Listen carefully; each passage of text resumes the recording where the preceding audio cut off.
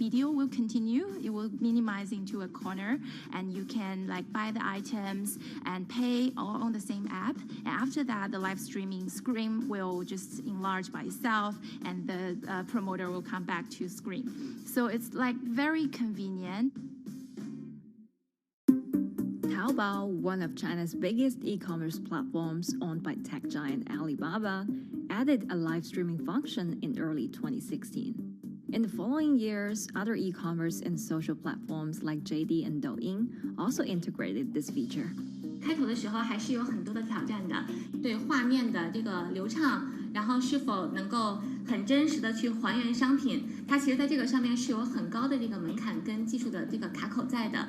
不管是我们的这个用户的接受度，还是商家的这个上手的这个难度都很高，但是这几年下来，基本上难点在不断被突破的。Over $70 billion worth of goods was sold via live stream on Taobao in the year through March 2021. Latest surveys show that over 60% of live stream users in China were watching shopping shows, and over 65% of them shopped at least once via live stream. In 2020, live stream shopping got a huge boost during the pandemic, when millions of people were in lockdown and many retailers were pushed online. People, during the lockdown, felt like there's a need for more social interactions.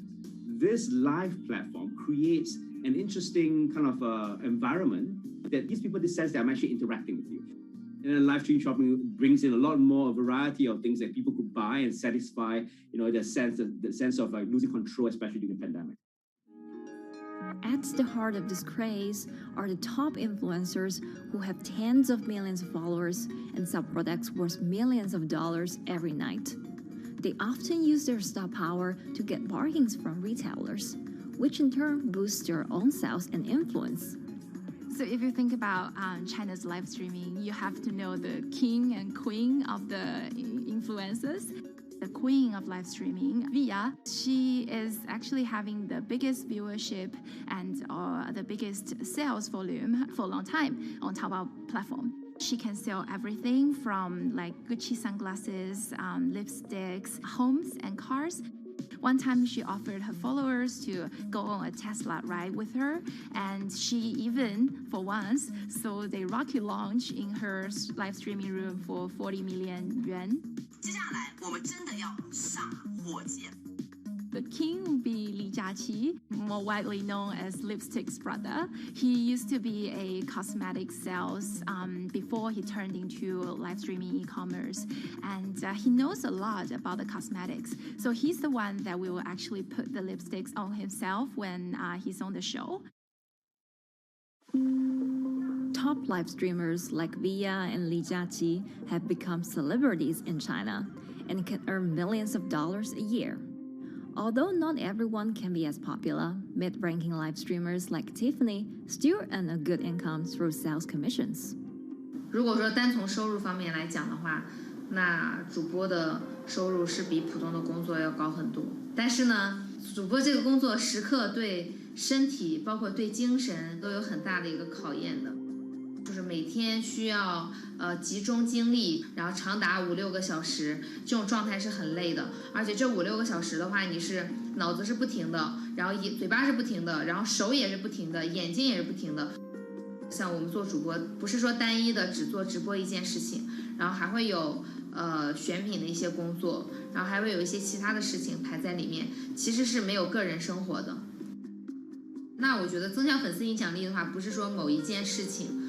可能今天做了什么事情你就增大了影响力，而是每天不断的内容的输出，粉丝不断的可能对你的了解，慢慢的信任你。里面有芝麻酱的味道，如果吃不习惯的话就慎买。A lot of successful live streamers are generally very good at communication. They're very good at articulating very simply what a product does, what a product doesn't do.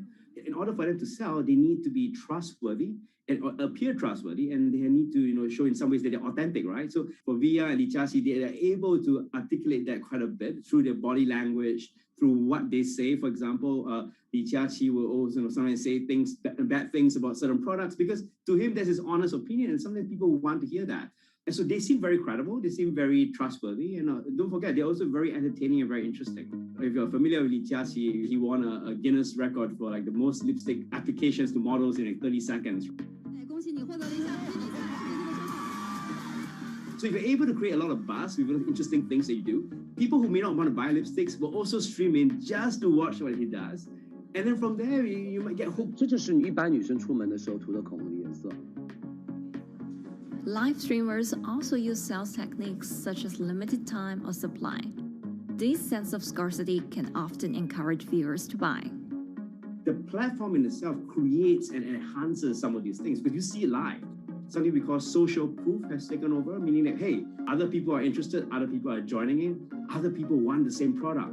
And they add it in the chat and they ask questions and they say, oh, I want this too. What happens then? It makes the whole product even more scarce. But it's not just influencers. Local farmers, luxury brands, even mutual funds have also started their own live stream shows. Working with very top-tier live streamers can be risky.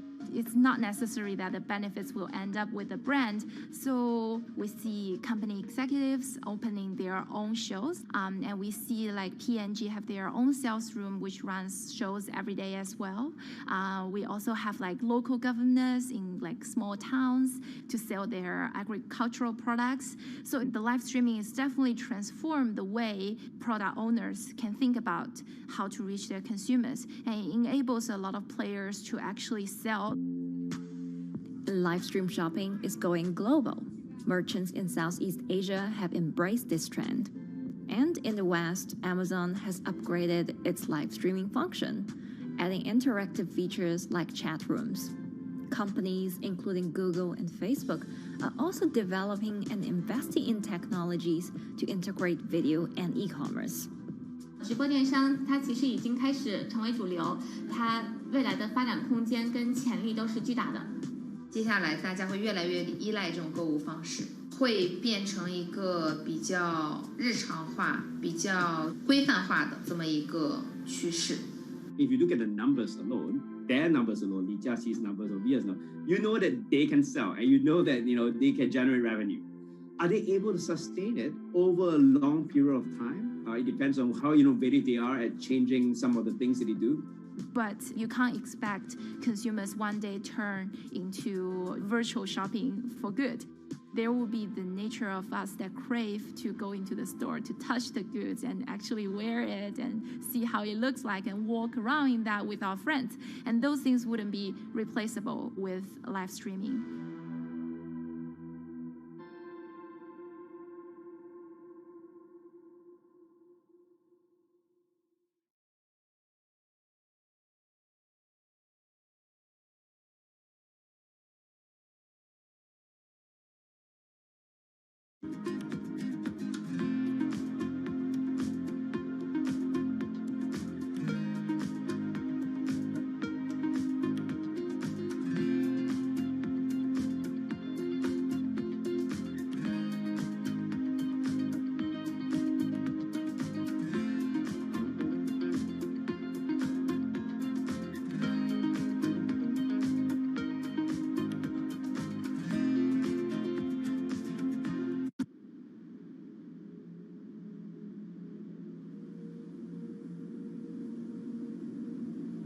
You could imagine that the oceans are actually the largest battery.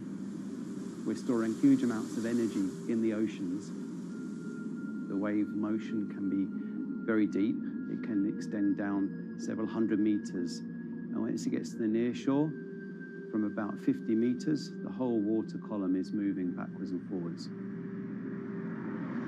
As we search for ways to reduce our reliance on fossil fuels, some are looking to a largely untapped potential source of renewable energy. In theory, waves off the coast of the United States alone could generate over 2 trillion kilowatt hours of electricity a year, enough to power more than half of the country. Waves intensify and subside not as quickly as the wind, and that means that it can produce a smoother power generation curve. One of the potential advantages of wave energy is that it could act as a complementary source of power compared to other renewables on the grid if it were to be scaled up to commercial scale.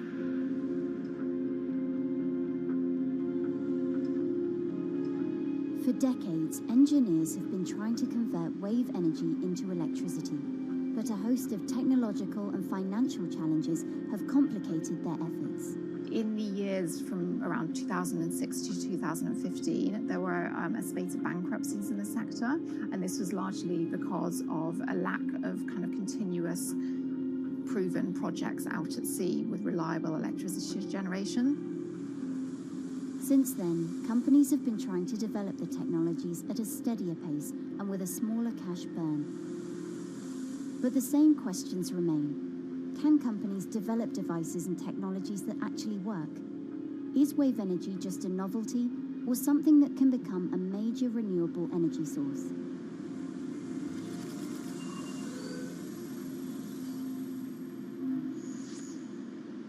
The sea is a very challenging environment within which to operate a power project. So seawater is corrosive and conditions are very rough. So this means that power projects don't have a very long lifetime, and it increases operating and maintenance costs. Partly because of that, many early wave energy projects hit rough waters, such as the Palamas Wave Energy Converter in Portugal and the Isla Limpet project in Scotland. But that hasn't stopped others from trying.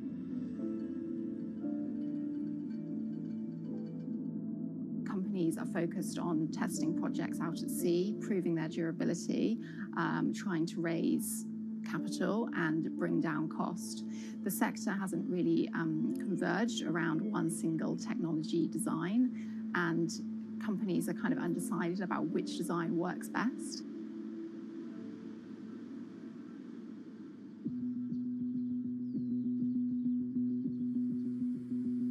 Finland-based AW Energy is a veteran in the sector. The first proof of concept of the company's device was made in the 90s after diver Rauno Koivusaari observed the strong back-and-forth movement of a hatch cover in a shipwreck in the Baltic Sea. The waves are generated far from the coastline, so the wind blows on the surface of the water, causing the water particles to rotate, and that rotation extends deep down below the surface, and the waves can be very long. They can be several hundred meters long. And as they come into the near shore, this rotational energy turns into an elliptical energy, and eventually backwards and forwards, as you probably noticed if you've been swimming on the seashore in large waves, you're pulled in and out. That's the energy that we're extracting. There's a sweet spot where we deploy, so around 10 to 15 meters of water depth. That's where there's still strong wave energy coming in. After years of research, prototyping and testing, the company has deployed Wave Roller, a 350 kilowatt device in the waters of Portugal. Wave Roller has an 18-meter wide and 10-meter high steel panel fixed to the seabed via a floatable foundation. The panel moves back and forth with the waves, capturing the energy. It's submerged in the depth of 15 meters, so it's protected from the extreme waves.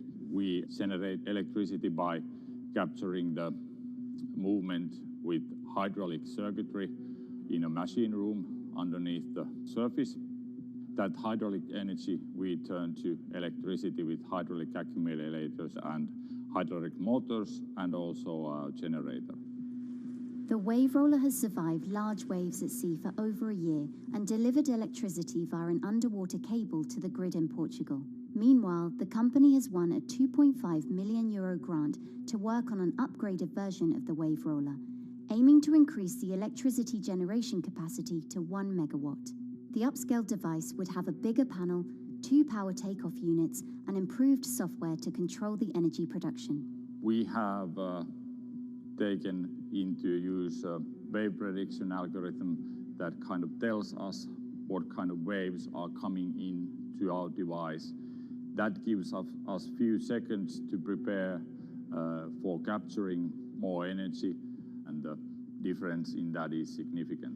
Our future plans are to deliver technology around the world. So I'm hoping we can be working on delivering technology to projects in Asia and also in the American continent as well.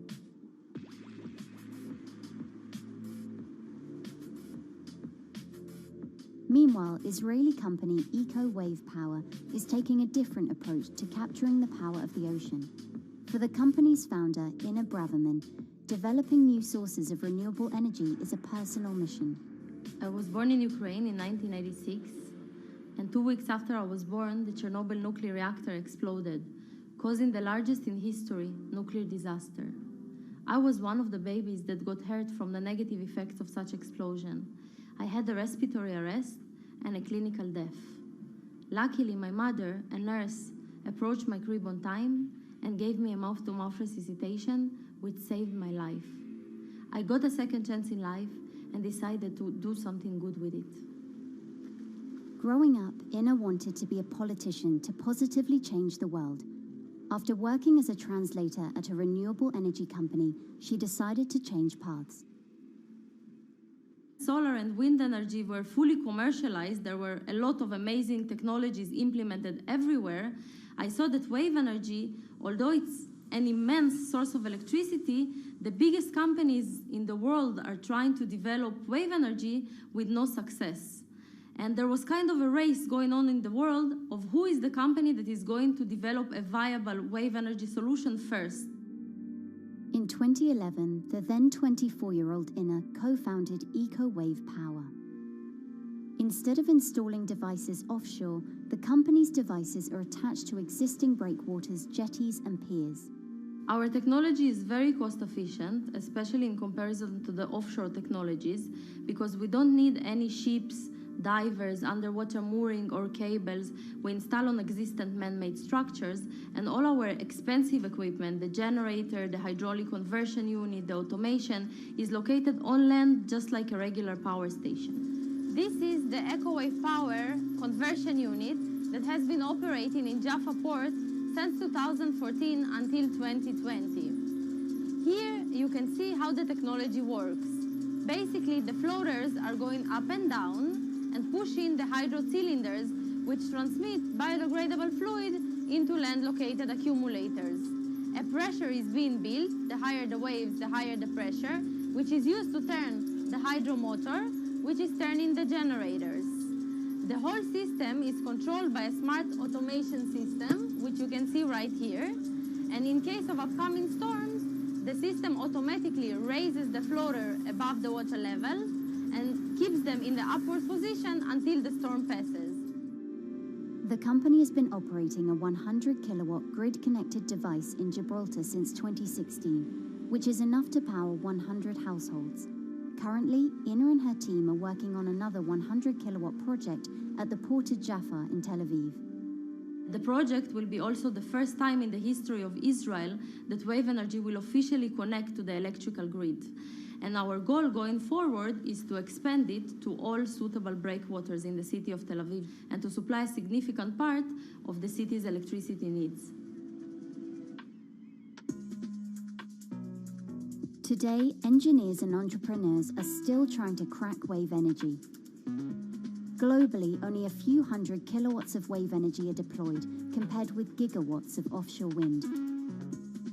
But the field has come a long way in recent years, and with the right engineering solutions, this new power source could eventually become competitive with more mature renewables like solar and wind.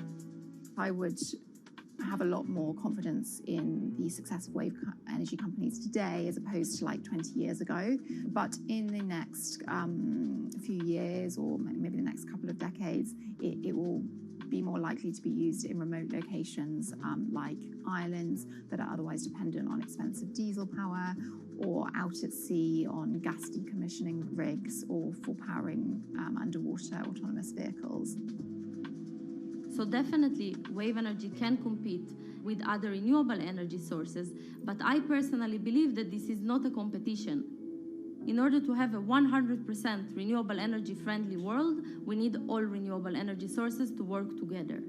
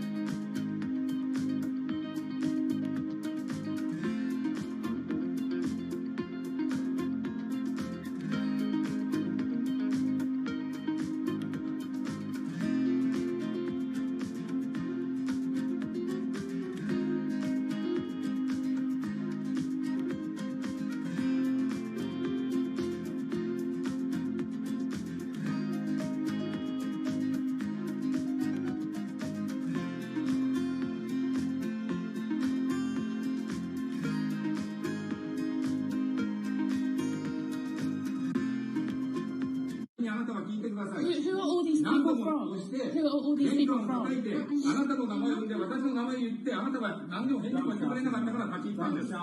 So can you please tell me? I'm not going to... please wait. You know, I've covered a lot of companies. I've covered a lot of Machiavellian companies where, you know, people play rough. I don't think I've ever seen anything on the scale of Nissan. He is making you, but you act for this one. I mean, it's corrupt. The system is... One of the most dramatic elements was Ravinder Pasi's home being raided by court officials in Yokohama. You scared my wife. You scared my children. I've worked in this for 16 years. So Rav Pasi's journey into the darkest recesses of the Japanese corporate world started when he was the general counsel, the highest corporate lawyer position in the company. In the past few minutes, Nissan has revealed that its chairman has been arrested after allegations of serious misconduct. He was tasked with investigating Carlos Ghosn. And he was told, conduct an internal investigation and get to the heart of the matter. And then along the way, he started to notice serious conflicts of interest. He is one of the few people who knows an extreme amount of detail regarding the alleged crimes by Carlos Ghosn. And he's now ready to tell his own story on the record about some of the events that happened.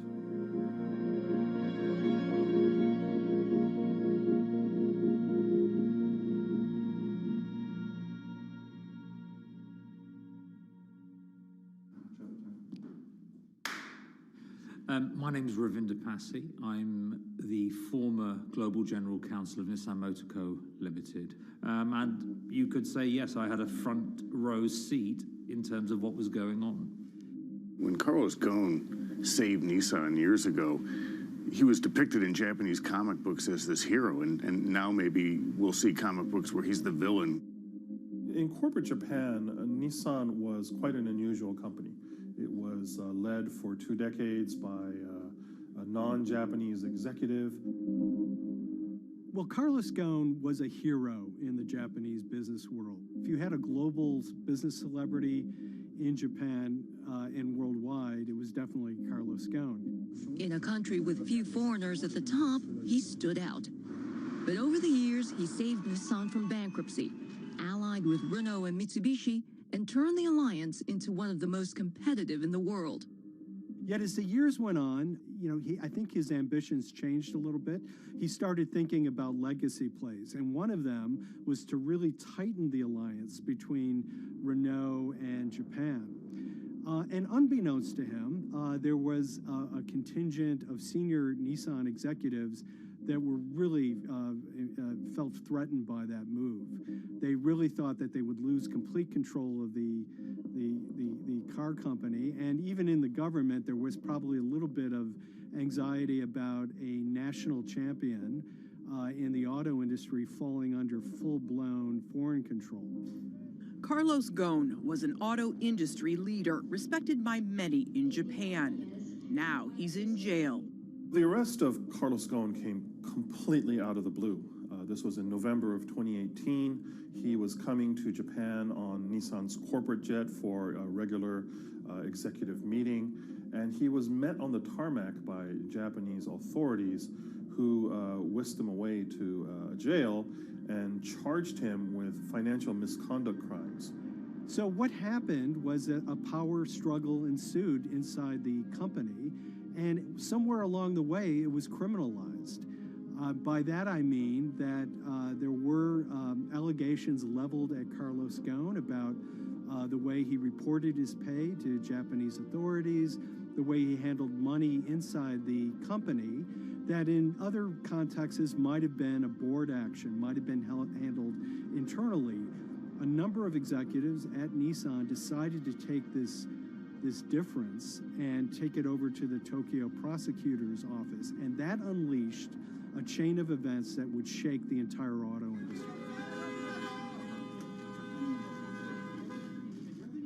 So after Carlos Ghosn was arrested, Nissan launched an internal investigation into the events that led up to his arrest. So Rav Passi was tasked with investigating Carlos Ghosn, and he was told, get to the heart of the matter, find out what Carlos Ghosn did wrong and bring it to our shareholders. It's really complicated because you had various things coming out of the weeds. 2018, the investigation has started, and we become aware of matters in terms of conflicts, actions by certain individuals that cause some concern because things might not quite be what they seem. So in our story, we really took a close look at Harinada and his role in Carlos Ghosn's downfall. Harinada is one of the most fascinating figures inside Nissan. He's also a lawyer. He's originally Malaysian. Hello, Mr. Hadi. And he had a meteoric rise through the company and became very, very close to Carlos Ghosn and other top figures. He had a front row seat at all the major strategic deliberations at the company. And when he discovered that Carlos Ghosn, as his final legacy play, was going to tighten the relationship between Renault and Nissan, he made a decision to go against Carlos Ghosn. And he became one of the key figures that decided that Carlos Ghosn had to go.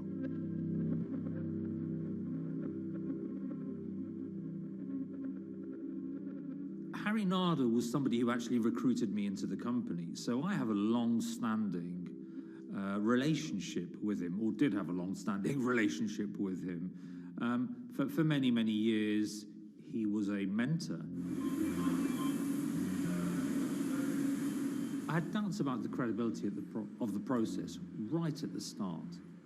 Harinada had a plea deal with the Tokyo prosecutors. Now, that suggests he was intrinsically involved in some of the wrongdoing, or the allegations of wrongdoing, and it just didn't smell right, just doesn't sit right. So there was a basic conflict of interest. In other words, Harinada had to deliver results to Japanese prosecutors to avoid his own criminal liability, and he's accusing and leading the investigation of Carlos Ghosn. Some of the people who had been involved in the original alleged crimes were also looking into the affairs themselves. Ravinder Passi began pointing out some of these conflict of interest issues. And the reason for that is essentially his concern was for the company. If the company's own investigation into itself was compromised, that could lead to a very weak position in various lawsuits that it was dealing with across the world. I had discussions with Harry, discussions with the statutory auditors about these conflicts, discussions with HR about some of these conflicts, because at that point, we reported into him. You know, at the time, everything was quite, as you can imagine, it was, we've got to do this, we've got to do that, we've got to move fast. But when you step back and look at some of these things, you just think, my God, what was going on here? Because members of my team were being placed in immediate danger. Your chairman's been arrested, a representative director's been arrested. They both happen to be foreigners. And then now what we need to do, we're being instructed to do, is certain compliance professionals need to go into properties in Brazil, for example, and retrieve evidence. They've got to do it very carefully, because if they don't do it carefully, they're going to get convicted of criminal activities. And likewise, when a team of lawyers were commissioned to go to Lebanon, I mean, one of my immediate concerns was, why are lawyers from Nissan being sent to go to Lebanon to retrieve evidence? These are just lawyers, they're corporate lawyers from Nissan. You had revelations that a number of executives had benefited from share appreciation rights when they shouldn't have. I mean, you know, substantive amounts of money being taken by these guys when they weren't entitled to take them. And you do think, yes, how is this going to look later on? It's going to look quite concerning. So that triggered for me the sort of assessment that, well, I'm going to have to do something, because up until this point, I haven't put down on paper these conflicts and these issues.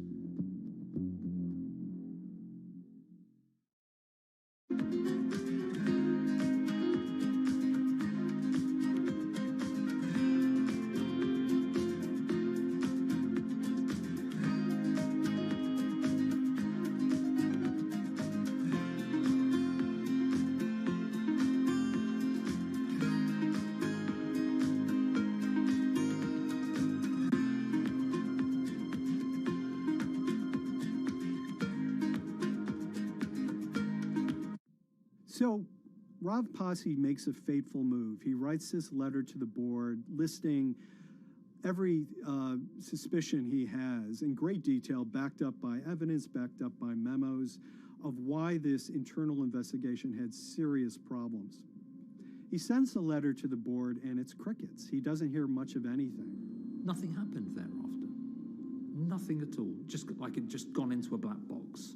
And he began to suspect that there was a desire, even at the highest level within Nissan, to kind of sweep these conflicts of interest under the rug.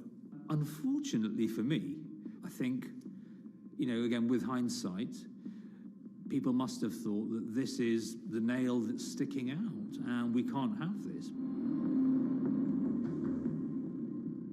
Within 3 days of me submitting that to the board of directors, that letter to the independent board of directors, I was removed from the Goan Executive Conduct Matters. I was then told that I could not attend board meetings anymore.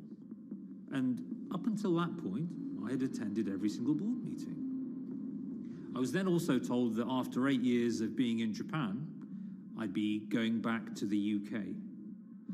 It eventually transpired that I'd be the VP of Projects and Transformation, managing a team of 3. So you can imagine what this feels like at this stage. Almost an arbitrary removal from Japan, where I've lived for 8 years, had 3 children there, my family has grown up, and we've been settled there, having a few months earlier been promoted to vice president at a global level, to being almost demoted. So Pasi was essentially being reassigned to get him as far away from the internal investigation as possible, and also to a certain extent in retaliation to some of the issues that he brought up regarding the internal investigation and Harinada. What happened to Rav Pasi can be seen as a series of corporate humiliations. I mean, first of all, his immediate responsibilities were taken away from him. Eventually, he lost, the coveted general counsel title. But it didn't stop there. Toward the end of his stay in Japan, Rav and his wife were convinced that they were being followed. During that period, I'd noticed that whilst driving my car, I'd have other cars following me. First time I noticed this was around mid-March, and I was driving, I can't remember where I was going, but this grey van, small van, just literally started following me. And I noticed that there was somebody in the car taking pictures. And lo and behold, we were absolutely being followed either by people on foot or other individuals, 2 or 3, normally 2 burly men in a car, different cars at different times, following us around. They were following the family as well.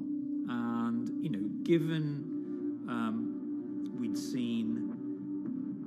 I'd seen the Nissan security department behave in a very, very egregious manner with others in terms of following and surveilling, I was very concerned as to what they were doing and who they were giving this information to.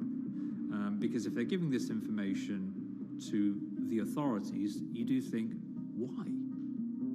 What's going on here? I mean, this is just not normal behavior. And this all culminated in a rather dramatic event in the middle of 2020. Who are you people?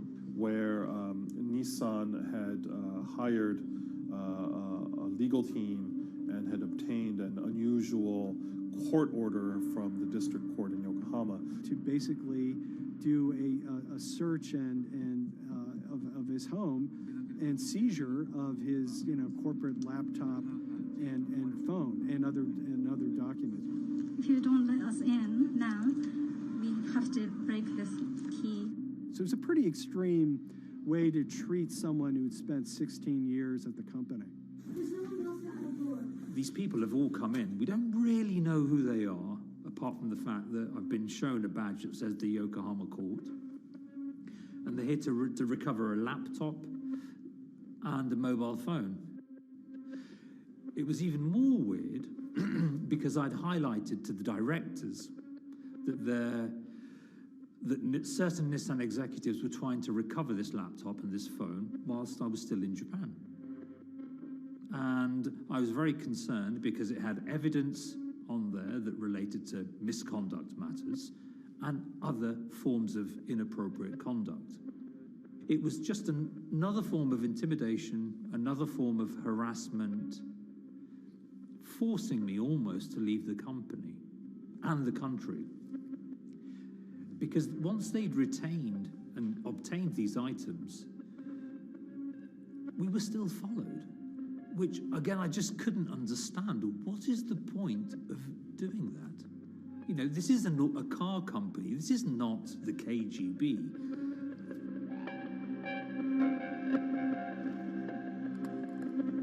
I think it's fair to say that Rav Pasi didn't have full battlefield awareness of all the intrigue going on at Nissan. I mean, Hari Nada is interesting because he's both charismatic and charming, and one of the most brutal corporate infighters one could ever run across. This is a confidential company email, right? You should not have this.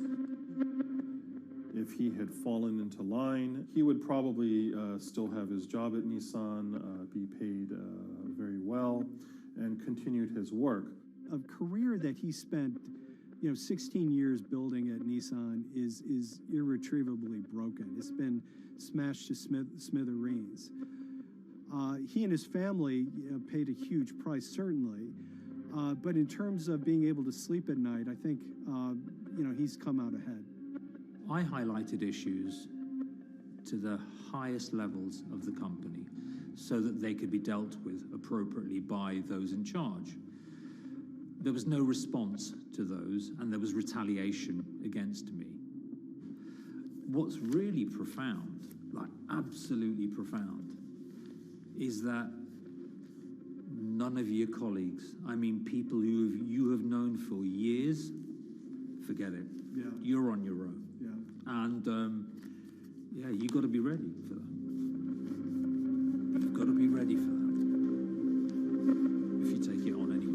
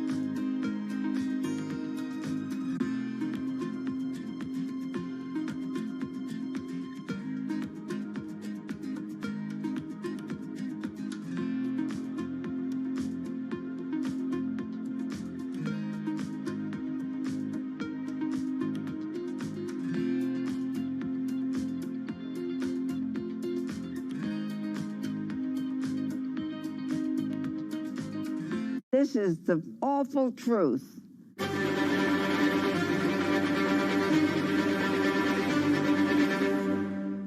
There's always someone in the family that's pushing it.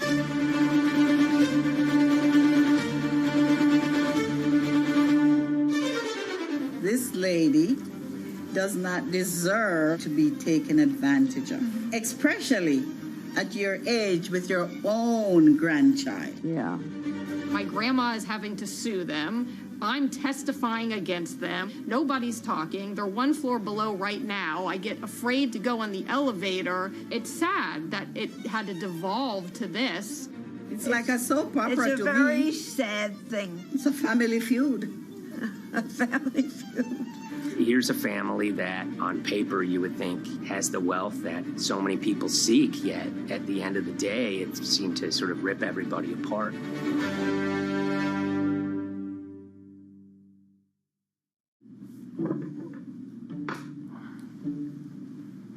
My name's Tom Schoenberg. I'm a senior reporter here at Bloomberg News, cover financial enforcement. I was approached by someone close to the Schottenstein family and asked whether or not I would be interested in writing about Beverly Schottenstein and this case that she had against JP Morgan. And it was immediately clear that there was a great story here to be told.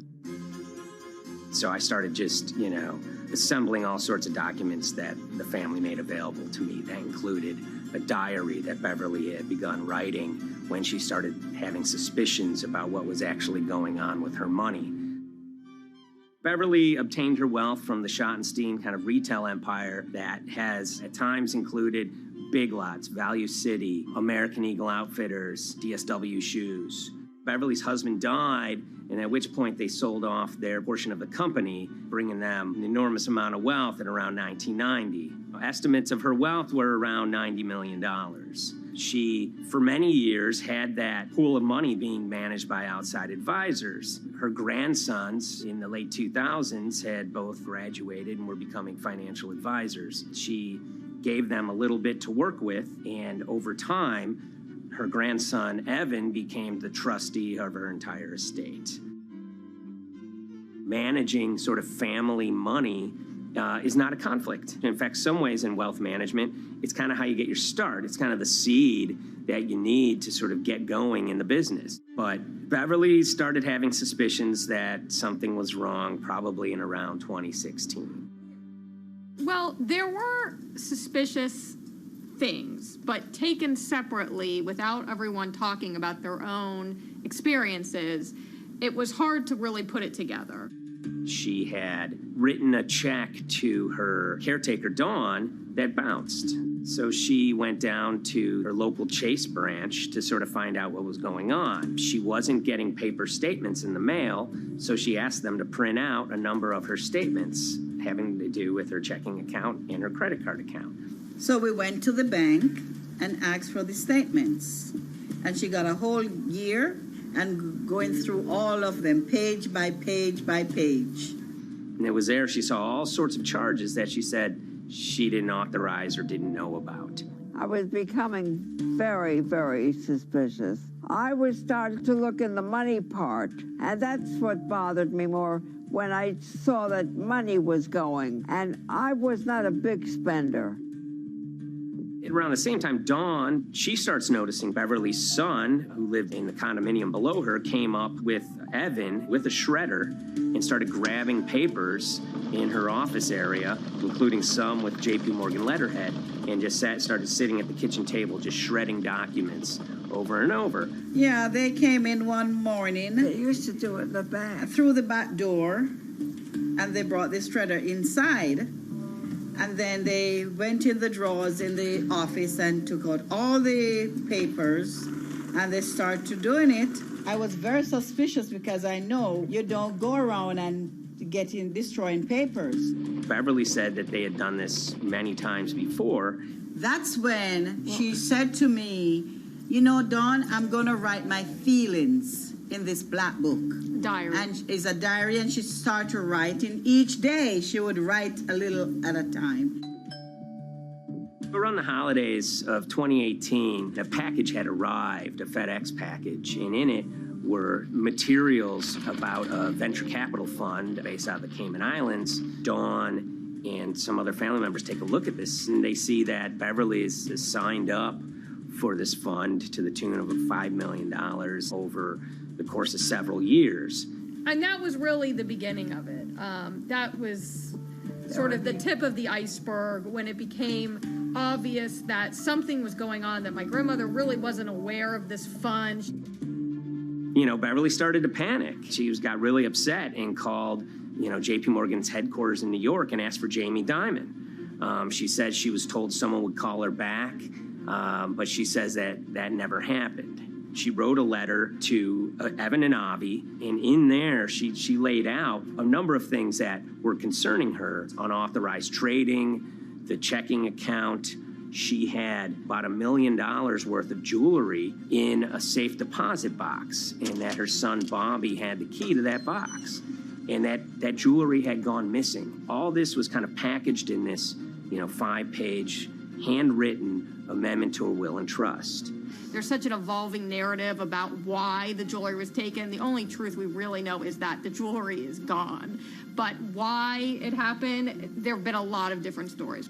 You just don't take your mother's wonderful things and hand it out. And they emailed that note to J.P. Morgan to seize all activity on her account. And it ended up setting off a firestorm after that.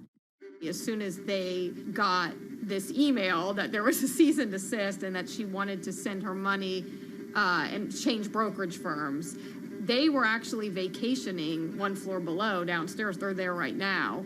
The next day, Beverly's in her place. The granddaughter's still in her place visiting. Dawn is there, and up comes Bobby kind of barging through the door.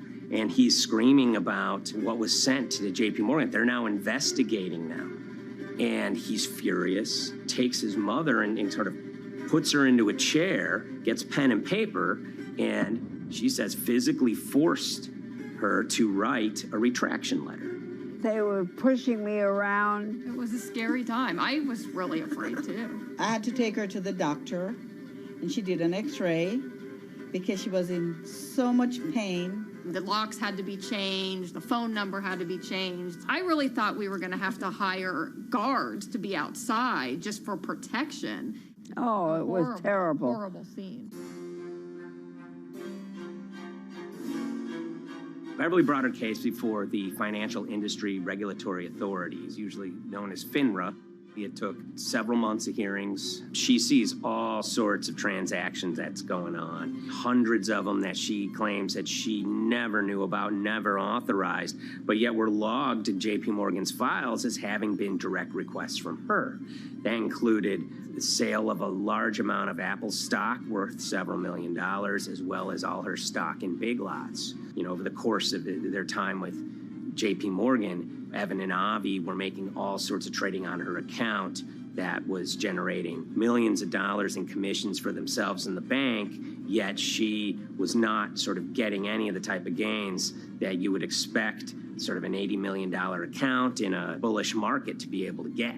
They issued a ruling entirely in her favor, finding that her grandsons, as well as J.P. Morgan, they were liable for violating their fiduciary duty, misrepresenting themselves, and they also found that the bank and her grandson, Evan, were liable for elder abuse. Evan and Avi, they were fired from J.P. Morgan. They issued an award of about $19 million. I reached out for comment, and J.P. Morgan emphasized that Evan and Avi were no longer with the firm and that their actions do not represent the sort of values of the bank. I reached out to Evan and Avi, heard back from their lawyer saying that, they disagree with the law and the facts that FINRA kind of used to decide the case against them and are seeing if they can have it withdrawn. Her son, Bobby, wrote her a letter, said his sons weren't criminals, and he also admits to taking her jewelry. And he says he needed it to pay off some bad business debts he had. They never once came up to say, I'm sorry. If there had been an apology and some acceptance, and asking for forgiveness from my grandmother, I don't think we'd be in the position that we are now. Since the piece came out, we've received dozens of messages from people, many of whom are telling their own sort of personal tales of, kind of financial advisors gone bad, or family members who got control of an estate and abused, those within.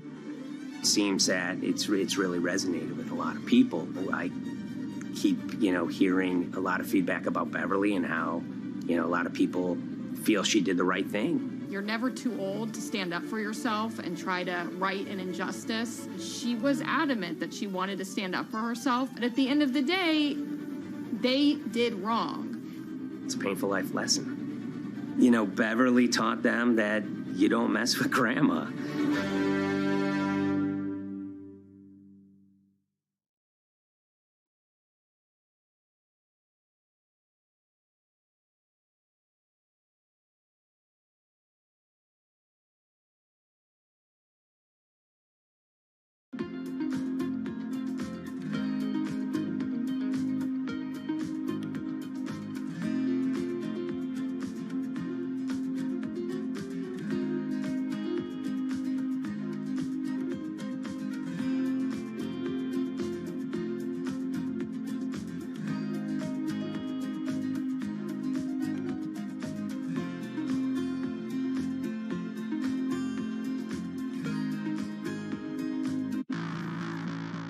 On April 20th, oil markets did something they never had before, and they crashed, went into negative territory and closed the day at minus $40. Meanwhile, in a place called Thaden Boyce in Essex, a group of 9 traders, led by a guy called Cuddles, made $660 million over the course of a couple of hours. The price of oil has collapsed to a record low. We've never really seen anything like it. WTI this morning down more than 35%. People maybe wouldn't have been so surprised if the oil price had fallen to zero, but the oil price went to minus 38. It went far lower than anyone had expected. And so lots of people in the market were saying, well, hang on, something else is going on here.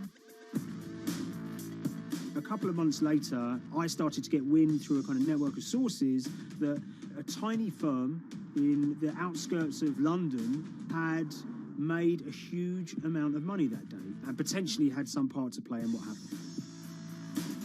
The information we got was that 9 traders at Vega Capital London had made in the region of $660 million in one day. As a group, I think they made as much money in one day as Apple makes from its international sales in one day. I mean, it's an insane sum of money. Did they pull off a fantastic trade? Did they predict the way the market was moving and get it absolutely right? Or was there something else going on, and had they actually done something that breached market rules in a bid to sort of push the market? And that investigation is ongoing.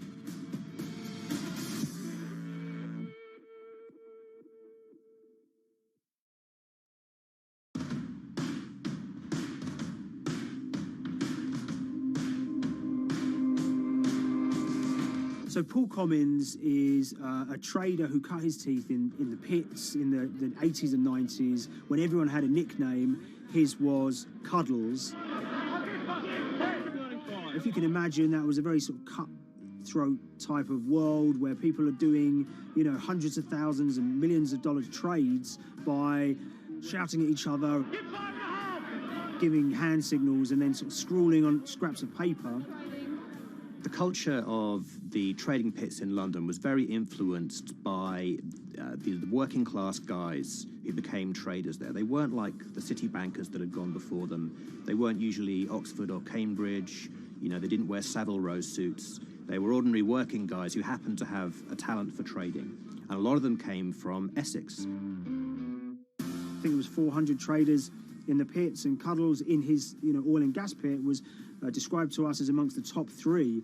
In amongst that, was very successful and made very large amounts of money as a young man. But inevitably, mechanization and the arrival of electronic markets was the kind of death knell for the pits. And in 2005, the IPE closed down. And when the pits shut down, a lot of the traders who worked there lost their jobs or quit or went to work for financial institutions.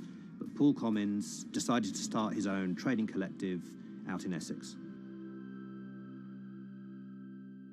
Some of them are ex-pit guys, cut from the same cloth as him. Lots of them are actually sort of in their 20s, and they're his, drinking buddy's son, or they're his own kids' friends from football. They're young lads, hungry and ambitious, and he brings them into the fold. And fairly shortly, he's got, maybe a dozen or so traders that they're independent, let's be clear, but they're all part of this collective.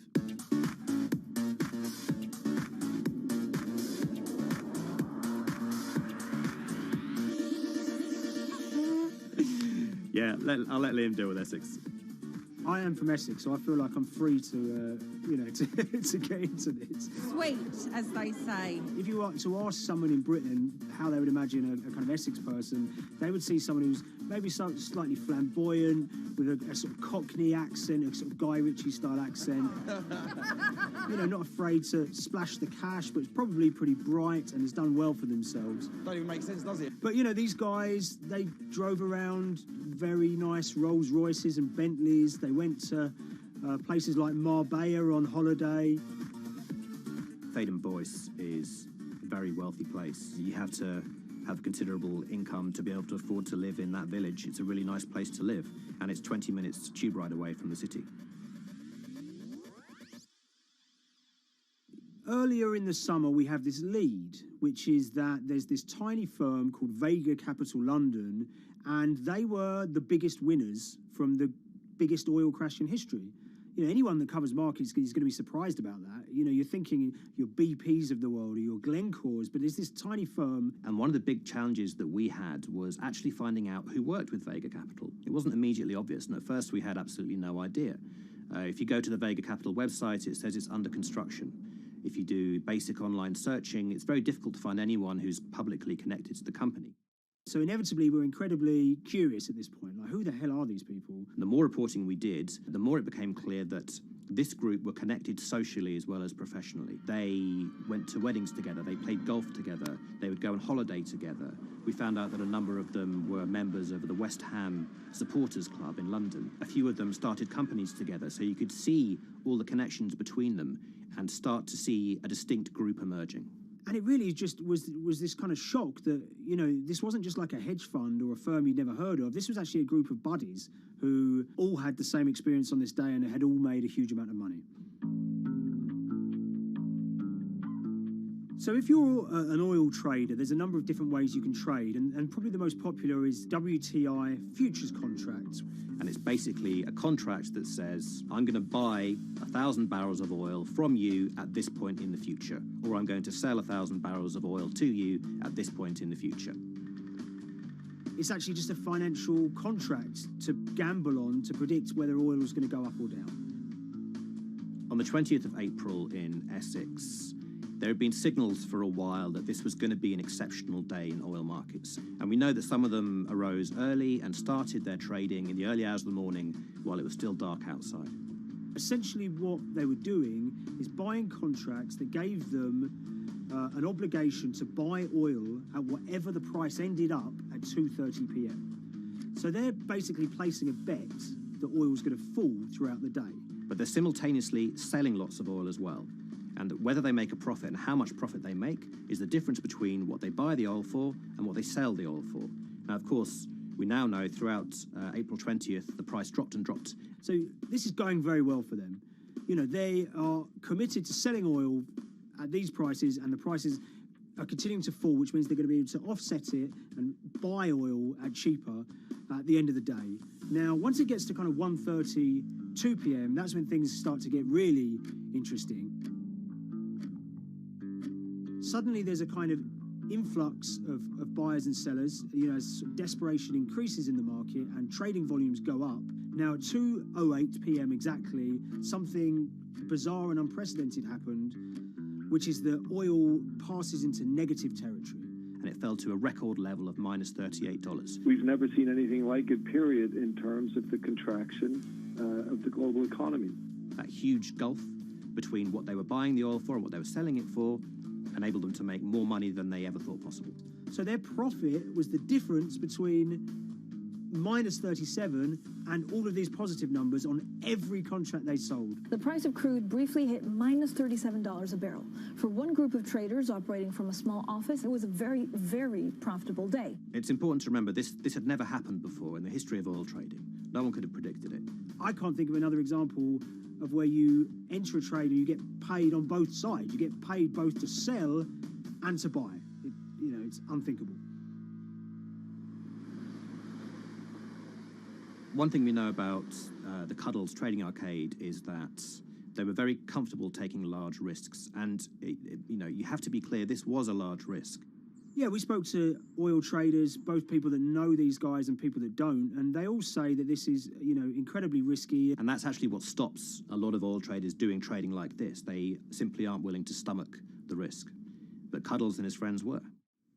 So when the kind of final calculations came down, the group of the 9 most profitable traders made $660 million or thereabouts between them. I mean, if you can imagine, I think 3 or 4 of them made in excess of 100 million each.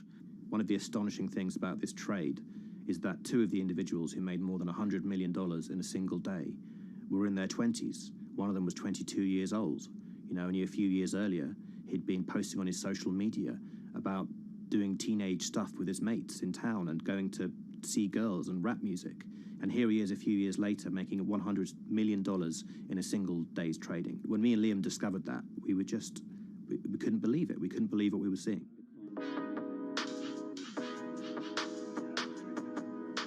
Oil trading is a zero-sum game. Anytime you're making money as an oil trader, someone else is losing it. Amongst the biggest losers were the investors in this Chinese fund, Crude Oil Treasure Fund. There were thousands of them, and they lost everything. Lots of people had put their savings into oil funds. They lost money that day.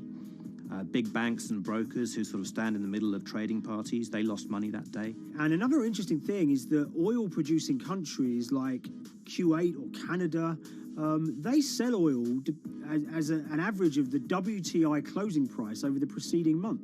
So the fact that one of those numbers in that average was minus 37 meant, if you can imagine, countries like Saudi Arabia and Kuwait potentially lost a couple of dollars on every single barrel of oil they sold that month. Vega Capital's traders made such an extraordinary sum of money that it was inevitable there would be some scrutiny of what they did. But it wasn't just the sums of money they made. In the vital half an hour before the settlement price was set, they were by far the biggest sellers of oil futures in the market, which is an incredible thing to think about when you consider that the other participants in that oil market are going to be the world's biggest banks, oil majors, BP and Shell, and here you have a group of 9 guys in Essex who are having this significant influence over a global market for oil.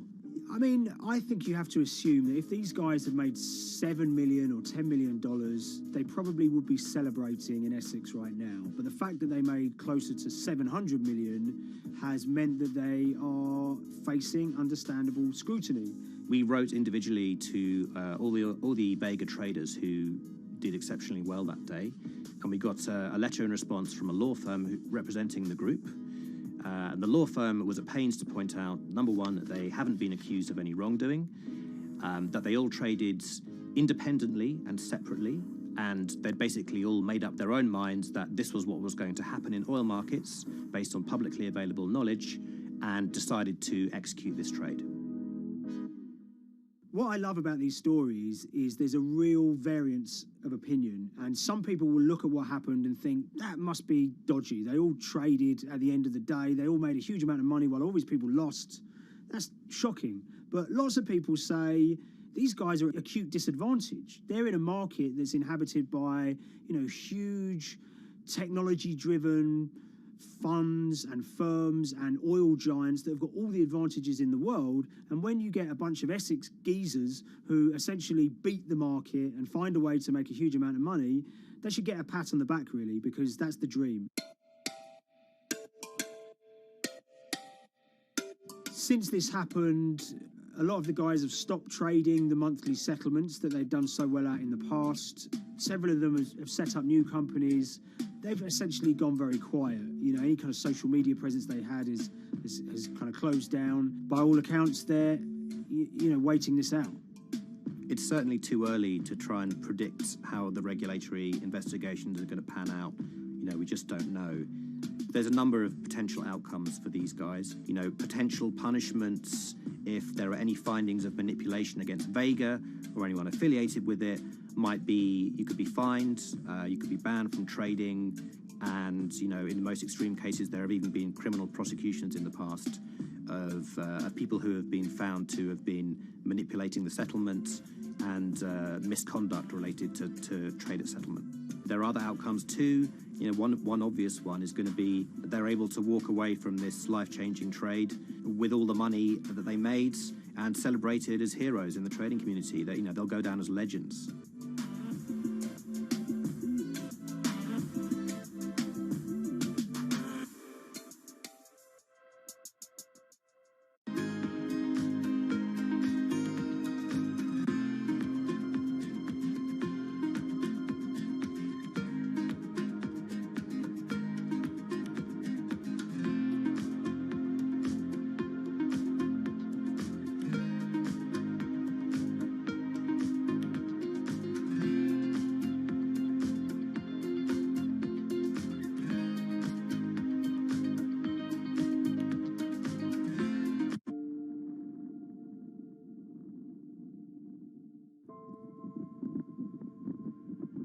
It's very important, given the nature of the climate crisis right now, for the general public to have an understanding of what progress is or is not actually happening. And I think many readers right now, they'll see these hundreds and hundreds of companies making these big, bold climate claims.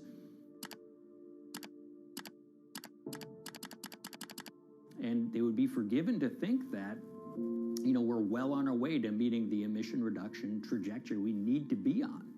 And the reality of the matter is we're just not on that trajectory. And a key reason for this sort of disconnect is the use of offsets that aren't doing what they claim to be doing. We have a massive potential for sort of willful blindness. We can convince ourselves of things regardless of what the facts are. And so that's what tends to happen in these cases. It's not that anybody is setting out to commit climate fraud. They sort of walk themselves into a situation and they convince themselves of one thing, and that allows them to convince themselves of another thing. But at the end of the day, they're doing something that makes no sense at all.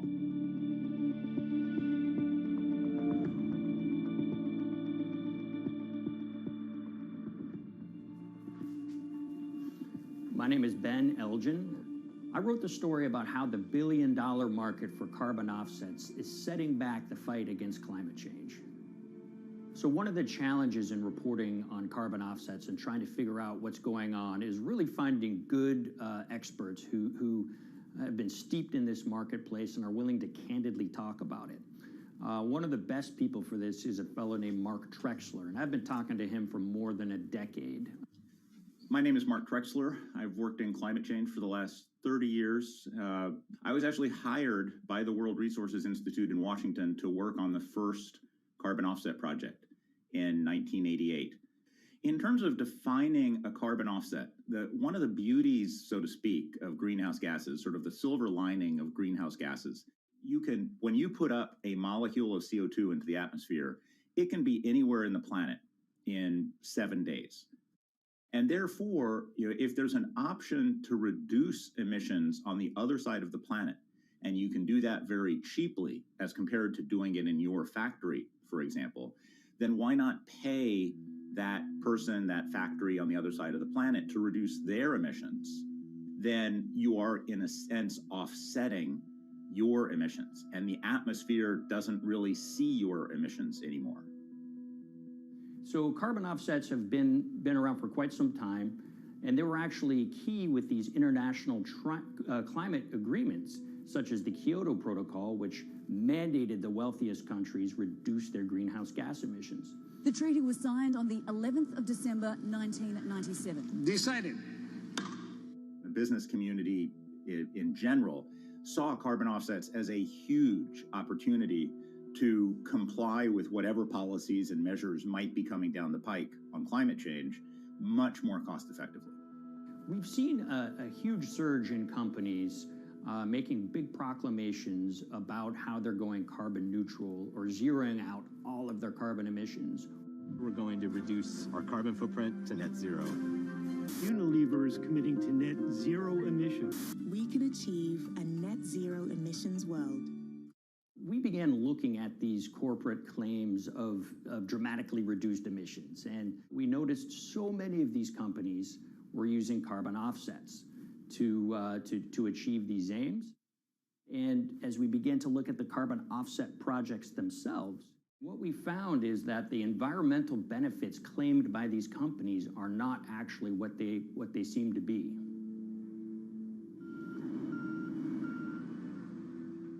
And as we sort of saw and spotted a number of these very aggressive carbon offset projects, which appeared to be generating inflated credits or bogus credits, we saw a number of them were associated with the Nature Conservancy. This surprised us. The Nature Conservancy is the world's biggest environmental group. They have about $1 billion a year in revenues, and they've been around for 7 decades. They've preserved about 125 million acres of land, and they've done so many good works over the years, and they've been very strong in terms of working with corporate partners. The Nature Conservancy has taken a different approach, a very pragmatic and pro-business approach. They will not go out and criticize a big polluter, but they're very happy to work with them. Some might say that, well, that's selling out, but others would say, and those at the Nature Conservancy would say, these companies have deep pockets. They can help fund important preservation work, and we have absolutely no problem working with them on this stuff. So companies are very warm, and they've partnered with the Nature Conservancy for many years. And yeah, it definitely lends a sheen of credibility to these projects. Here's 20 new reasons to visit Disney World this year. 1, 2, 3, 4. If you look at, for instance, Disney, that's a sprawling company with theme parks and cruise lines that burn up diesel fuel. They have office buildings and television studios that consume electricity.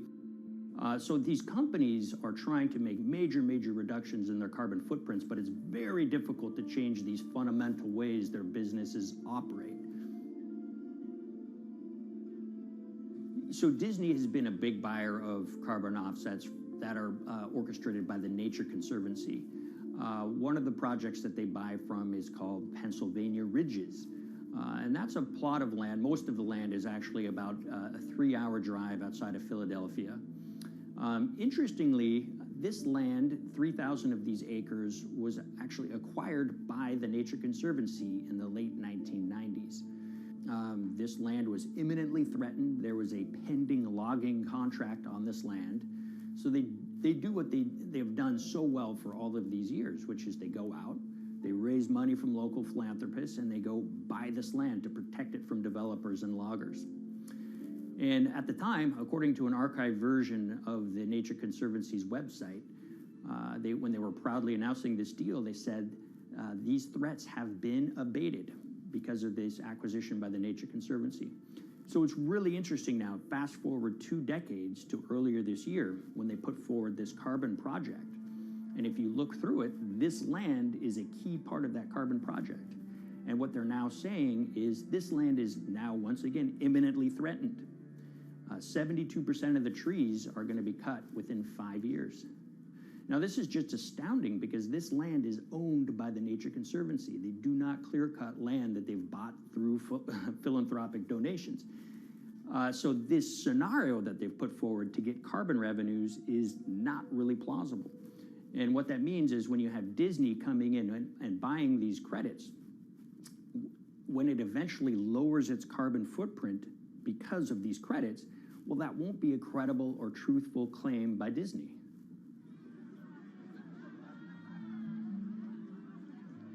So this is an organization that truly understands the threat of the issue of climate change and is wanting to do its part to address this.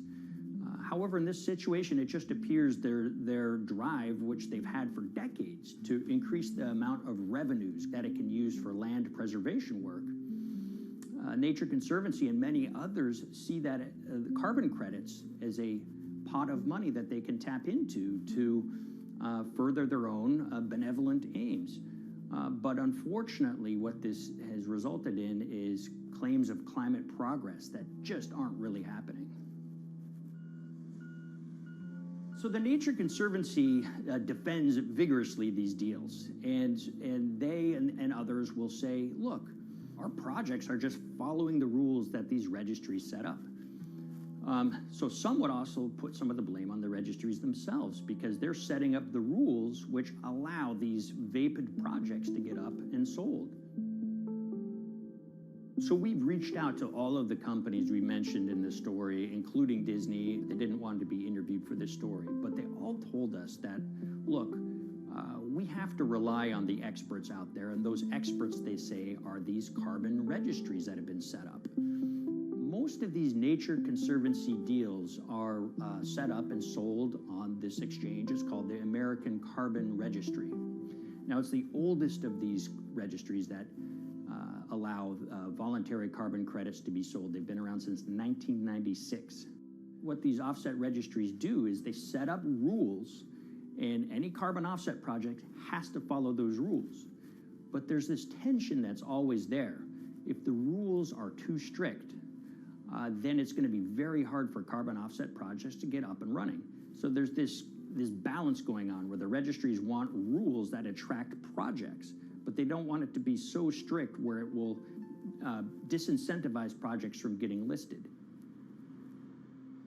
One of the challenges with designing carbon offset systems is that there are normally two people at the table. You have buyers and you have sellers. And to some extent, you have policymakers, but you know, the buyers and the sellers are really the ones with the expertise, with the incentive to really participate hard, make a lot of things happen.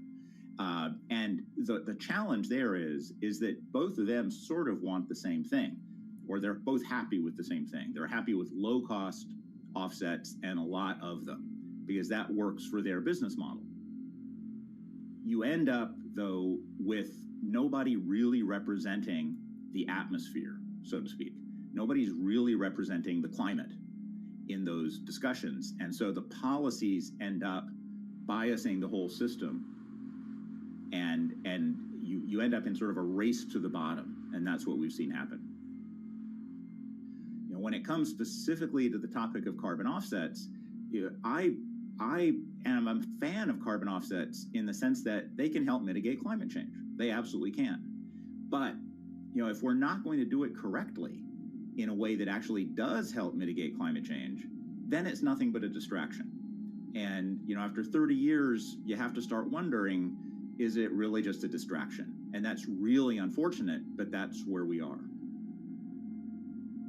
Ultimately, what needs to happen is systemic change. You know, we're sort of nibbling around the edges with some of these different things. We need to change how we produce energy. We need to change how we transport ourselves. We need to change what and how we eat. You know, we need systemic change associated with transitioning to a low carbon economy. A lot of what we're doing today is not promoting systemic change. It's sort of trying to stick your thumb in the dike to preserve the current system. And at the end of the day, that can't really work.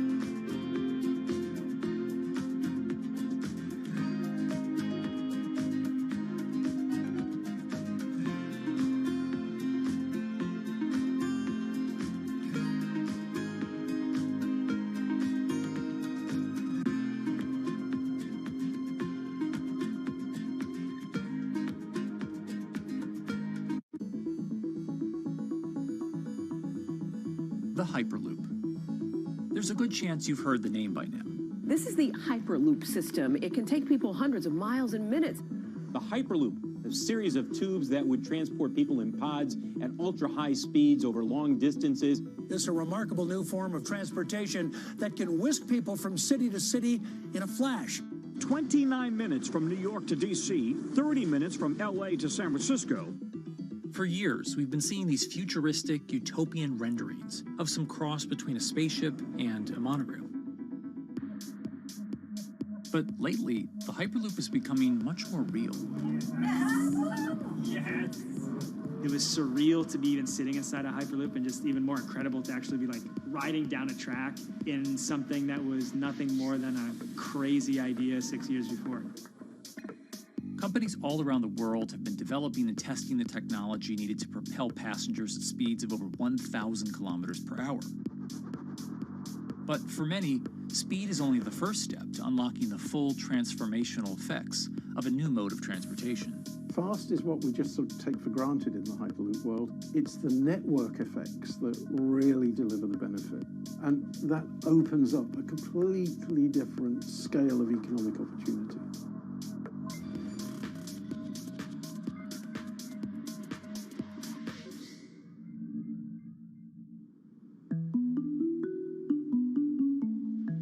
We've got planes, trains, automobiles, and boats for getting around Earth. But what if there was a fifth mode? And I have a name for it, which is called the Hyperloop. The Hyperloop? Hyperloop, yeah. In 2013, while riding high on the growing success of Tesla and SpaceX, entrepreneur Elon Musk released a white paper outlining the basic framework of the technology he called Hyperloop. The basic idea goes a little something like this. A tube reduces the air pressure to a near vacuum-like environment. A Hyperloop pod is then suspended in the tube, usually by magnetic levitation. The whole pod can then be propelled forward. Because there's no traditional friction sources like air resistance or rolling friction that would push back against the pod, the Hyperloop is able to move at incredibly high speeds and do so fairly efficiently. Despite its futuristic name, however, the general concept behind Hyperloop is actually pretty old. In fact, New York City's first attempt at an underground public transit system in the 1870s was based on a similar principle. The pneumatic transit system was short-lived, however, only stretching one block and topping out at a rather leisurely 10 miles per hour. While Elon would make some 21st century improvements to this concept and bestow a very 21st century name, he wouldn't end up pursuing the technology itself, instead electing to focus his efforts on something a little bit deeper, literally digging the requisite tunnels via his boring company.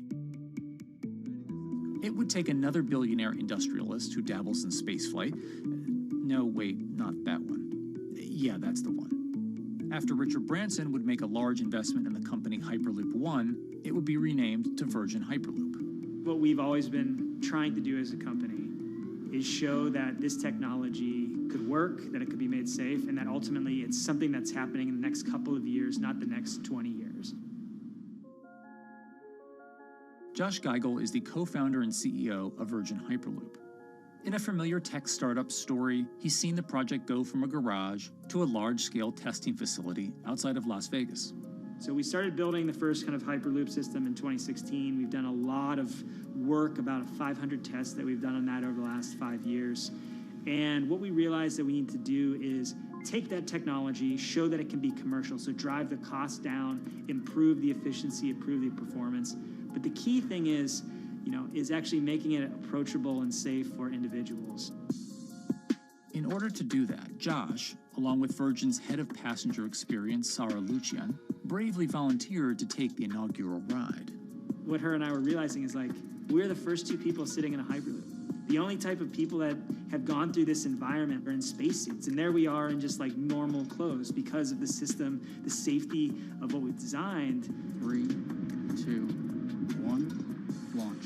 And then once we started going, you felt a bit of acceleration. We accelerated a little bit harder than we would in commercial. It'd be like a sports car.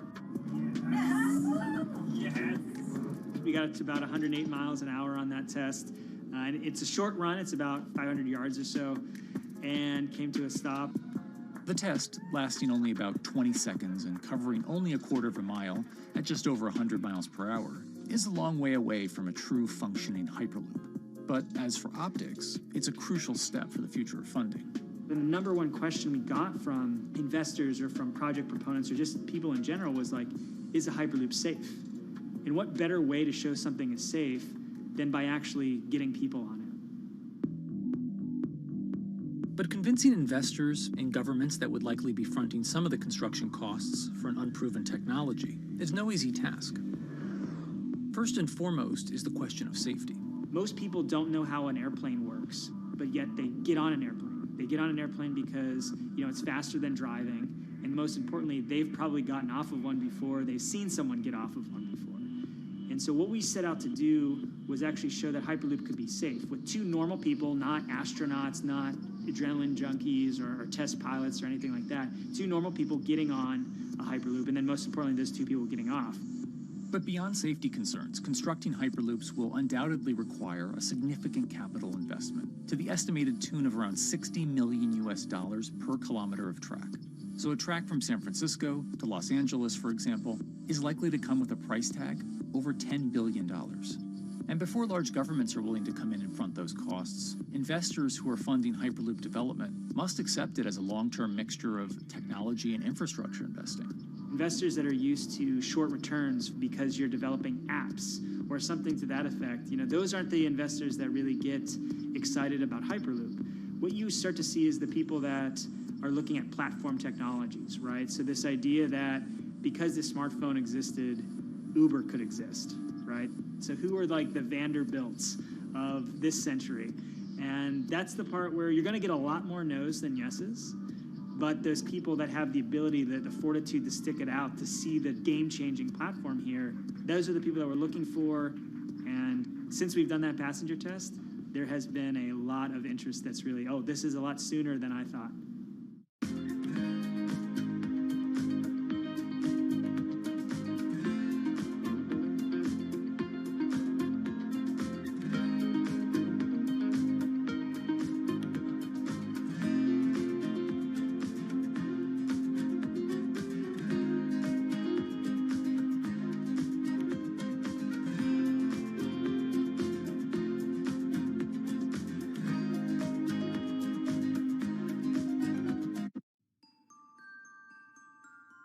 Envisioning the ripple effects of what Hyperloop could achieve, though, is fairly challenging at this stage of development.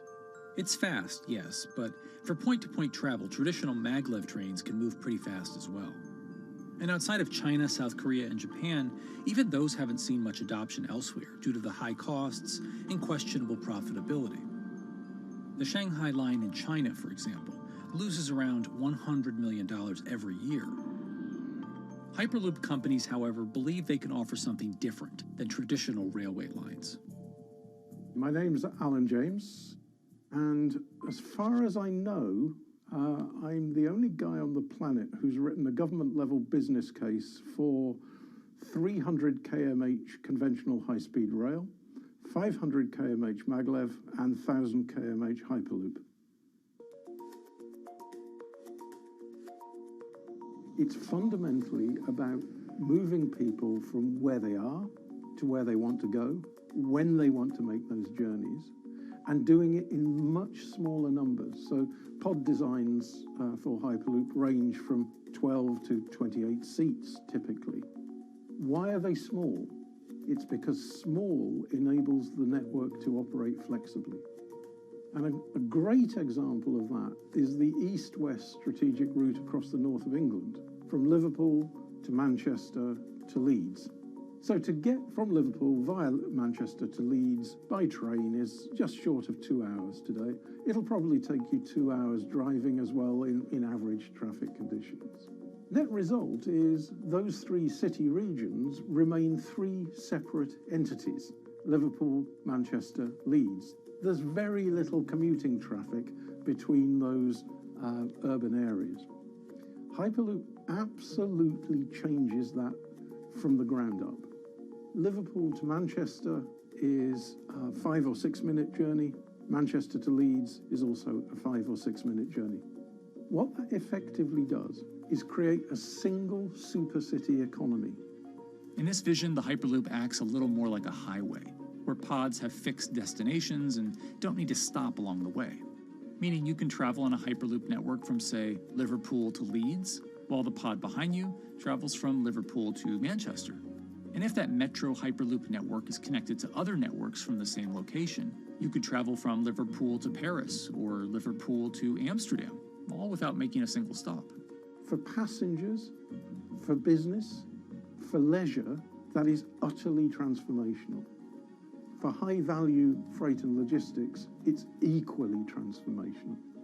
But critically, if you do a Hyperloop network at scale, you begin to deliver massively significant carbon savings too. A multi-regional Hyperloop network could become a replacement for both short-haul passenger and cargo flights and traditional ground transportation, both of which are significant carbon producers. One Hyperloop-connected distribution hub, perhaps at an airport that is predominantly used for international air freight, replacing maybe 10, 12, 15 distributed road hubs. It takes a lot of polluting and inefficient truck haulage off the roads. That itself means roads gain extra capacity. Hyperloops will still need to use electricity to both move pods and maintain the near vacuum environment in the tube. Proponents of the technology believe that this can be done by using renewable sources, including a combination of solar panels and battery technology that could be used along the Hyperloop itself.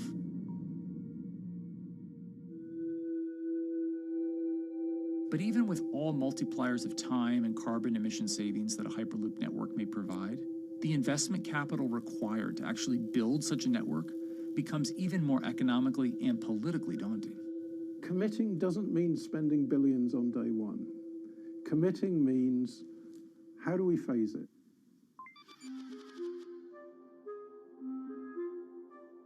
One company in the Netherlands is working to develop that technology, and perhaps more importantly, the international coalition needed to make the Hyperloop network a reality.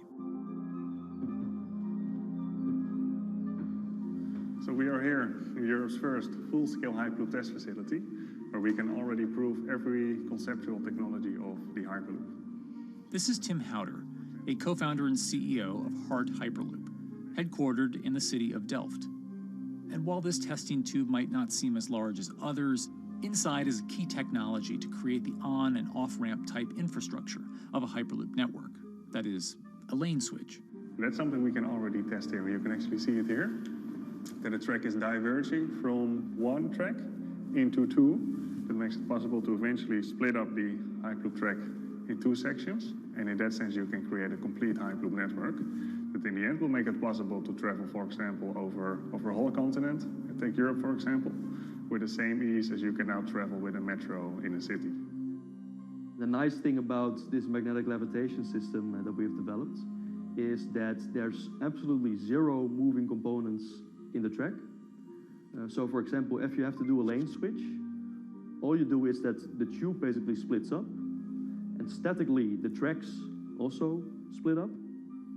And whenever the vehicle enters a switch, it either pulls itself to the right with its magnets, or it pulls itself to the left with its magnets.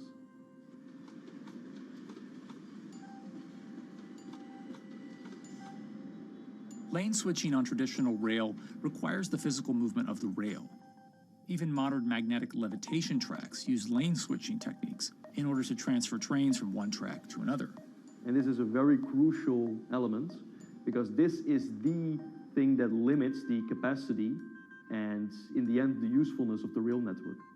Because the moment that a track is switching, that means that at that moment you are creating an unsafe environment for the trains behind it. So you need a lot of space between trains.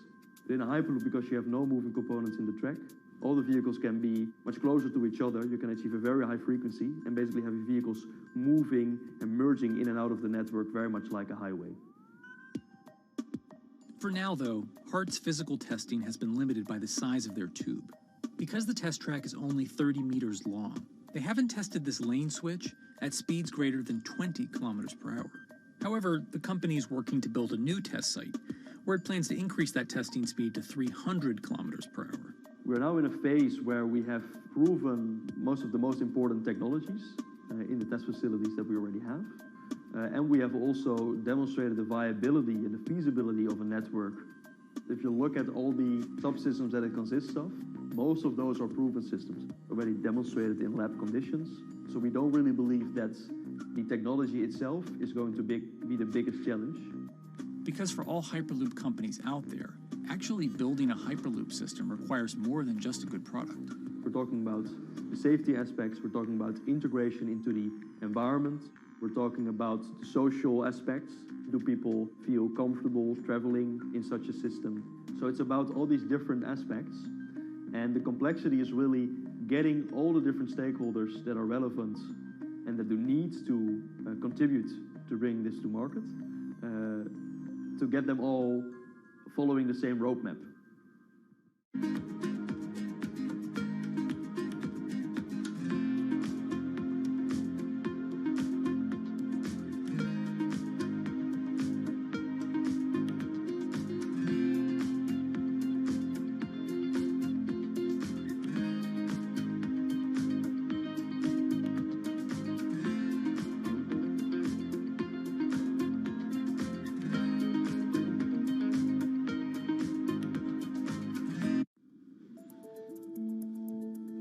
In order to help build this coalition of private and public interest in Hyperloop development, HART in 2018 partnered with other Hyperloop companies from Europe and Canada.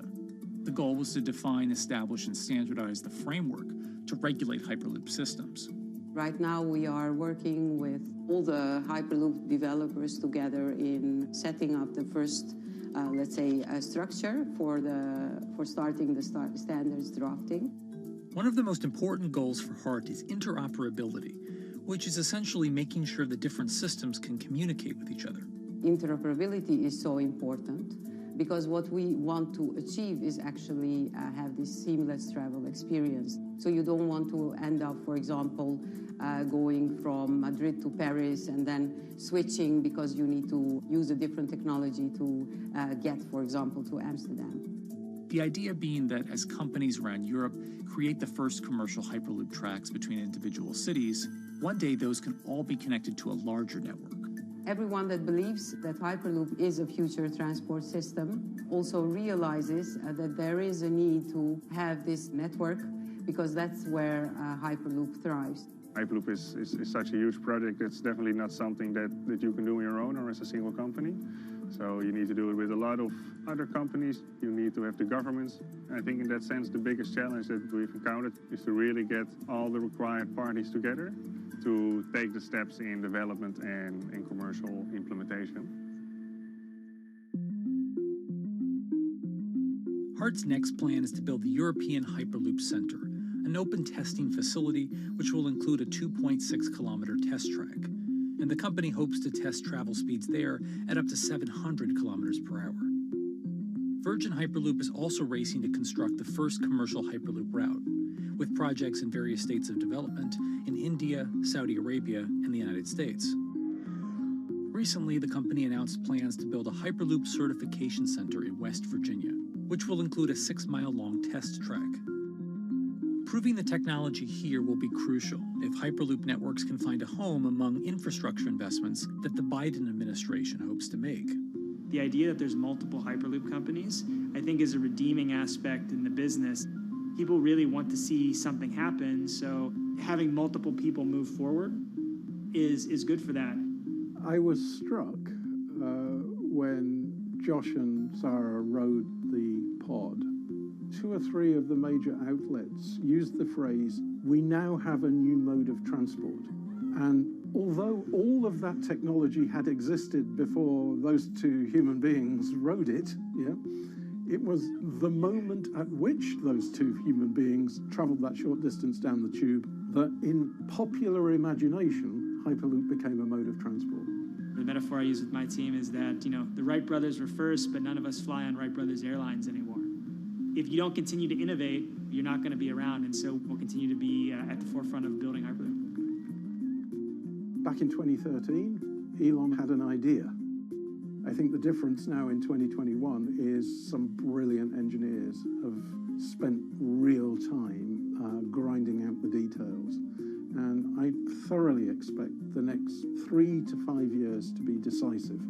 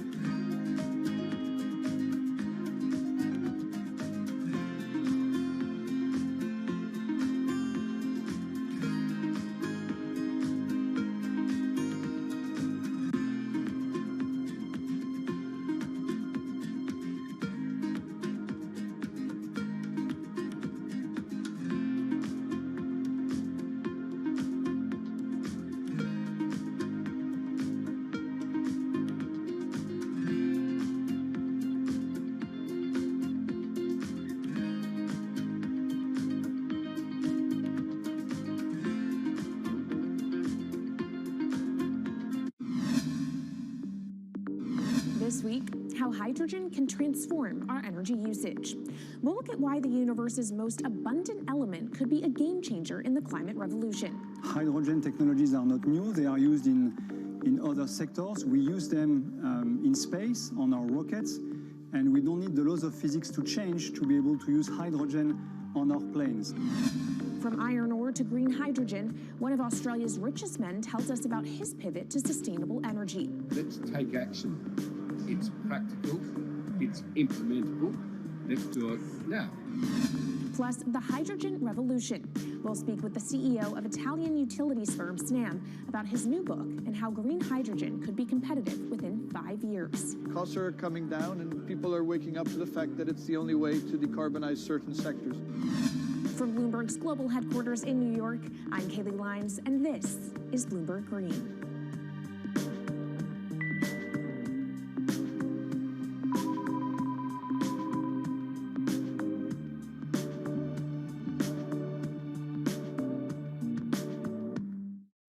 It's a new year, so here at Bloomberg Green, we're highlighting new solutions in the fight against climate change. And one of those is as old as the universe itself, hydrogen. It's the simplest element around, but could well be a game changer when it comes to turning around our dependence on fossil fuels.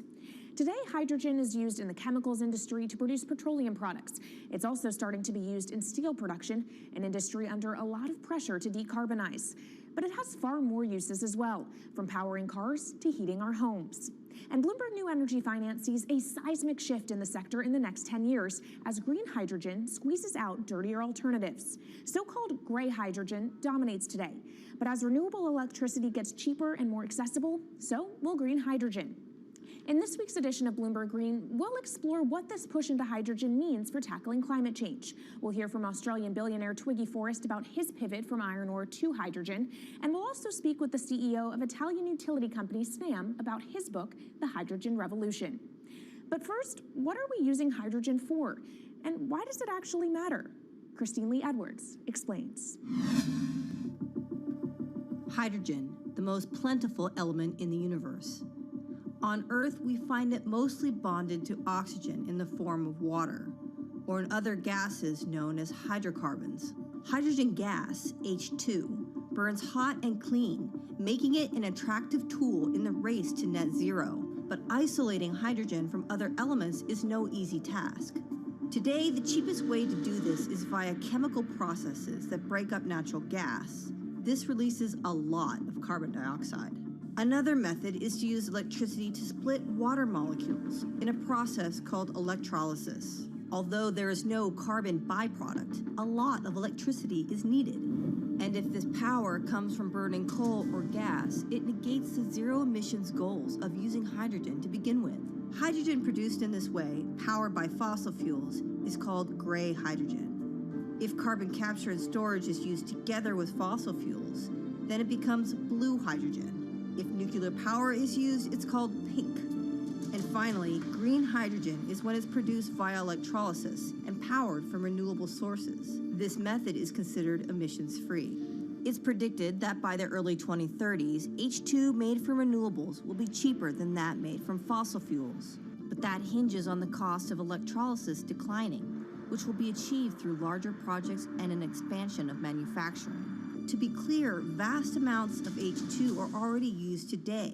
Global production in 2018 totaled 117 million metric tons. This hydrogen is mostly used for its chemical properties, not as a source of energy, and very little of it is clean. Some sectors like steel could start using hydrogen for these chemical properties, replacing coal. Industries like cement and glass may also use hydrogen as a source of heat. Another advantage is its energy storage potential.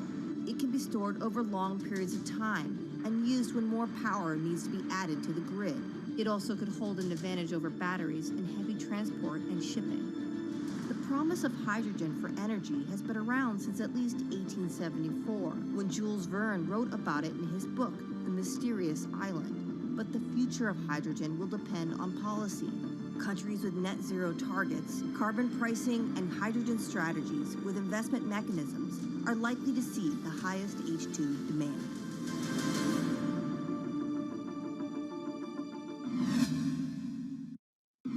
That was Bloomberg's Christine Lee Edwards explaining what hydrogen means for the energy transition. But how are businesses approaching the sector? Well, one of Australia's richest men is making a big play into hydrogen.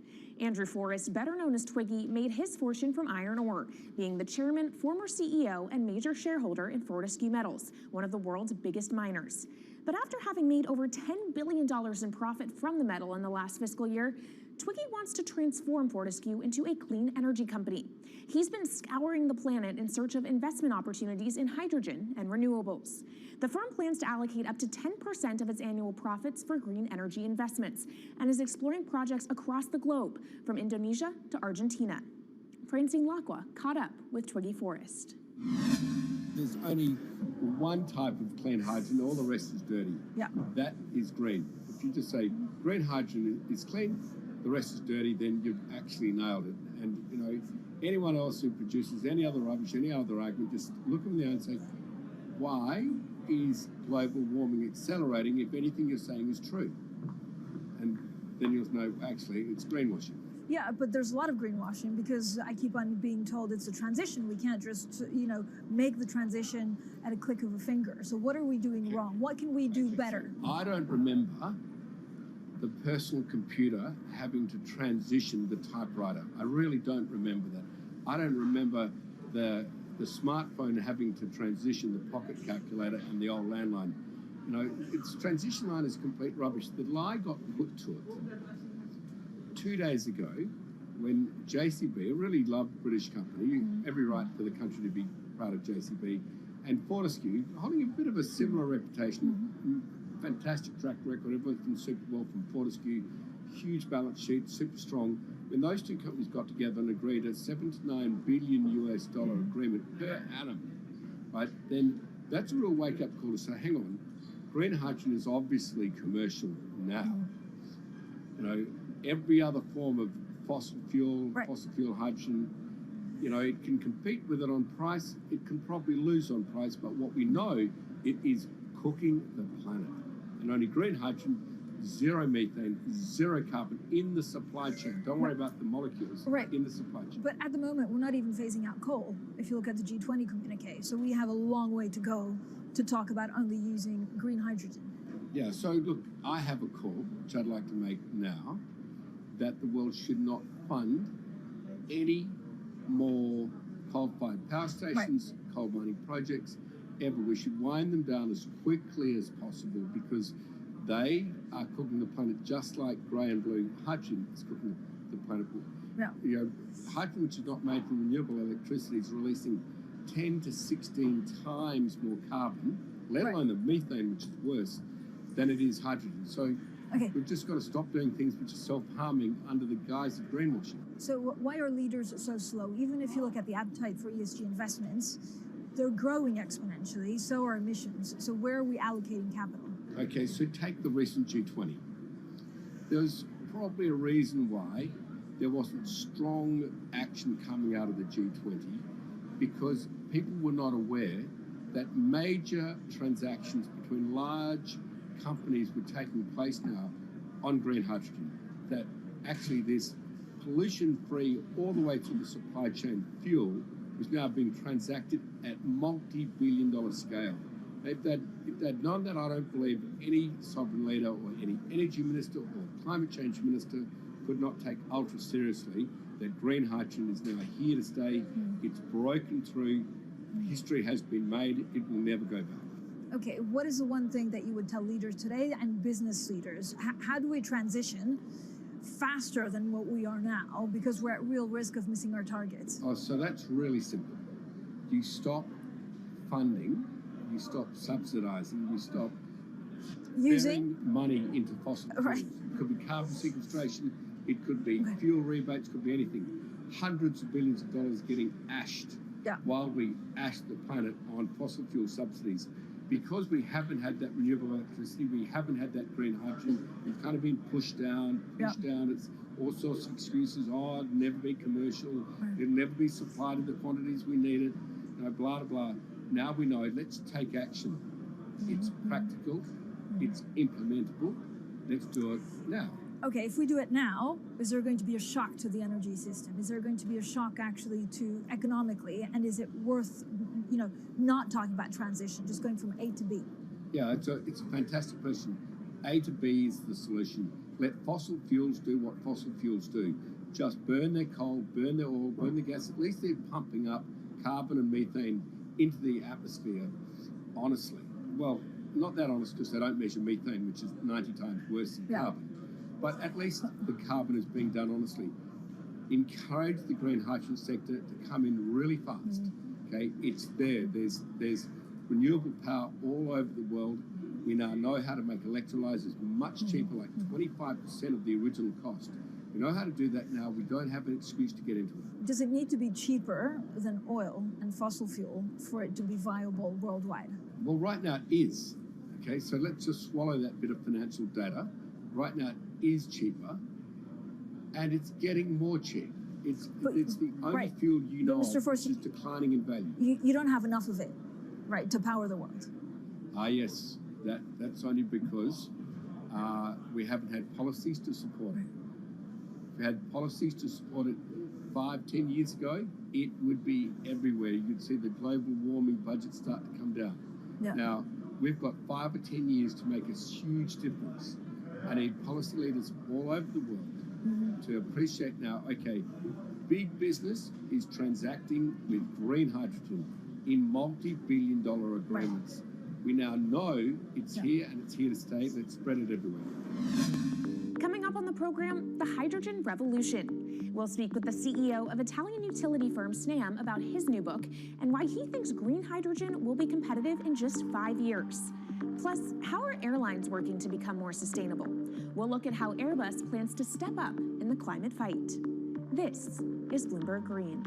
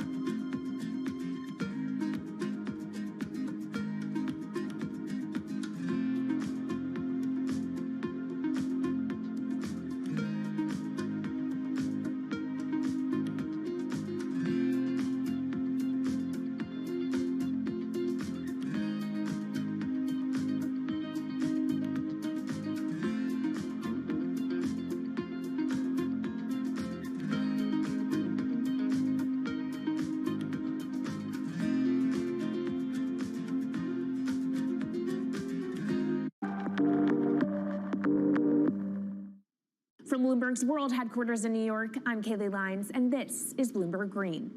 What will the world look like in 2050?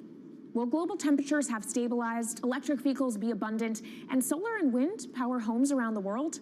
According to Marco Alvera, the CEO of Italian energy company Snam, that vision of the future could be a reality. And he says that hydrogen will pave its way. As he tells it in his new book, The Hydrogen Revolution, Alvera's moment of reckoning came in November 2018 when he tasked the Snam Scenarios team with studying how Europe could reduce its CO2 emissions to zero by 2050. Looking through the results of the study, Alvera said he was struck by how much hydrogen was in Europe's energy mix by that year.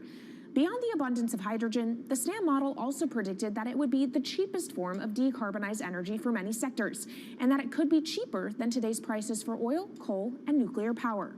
Our Maria Tadeo spoke with Alvera at COP26. It's happening all very fast. We see the cost of hydrogen coming down a lot. Hydrogen will play a big role in the energy mix. I don't know if it's going to be 15 or 25% of a fully decarbonized energy system, but it's going to be big. Costs are coming down, and people are waking up to the fact that it's the only way to decarbonize certain sectors, the so-called hard-to-abate sectors. And you say it's the only way and the costs are coming down. Where do you see prices moving? Because a lot of the reticence at times has to do with the pricing, that some argue, well, it's still not the cheapest option on the market.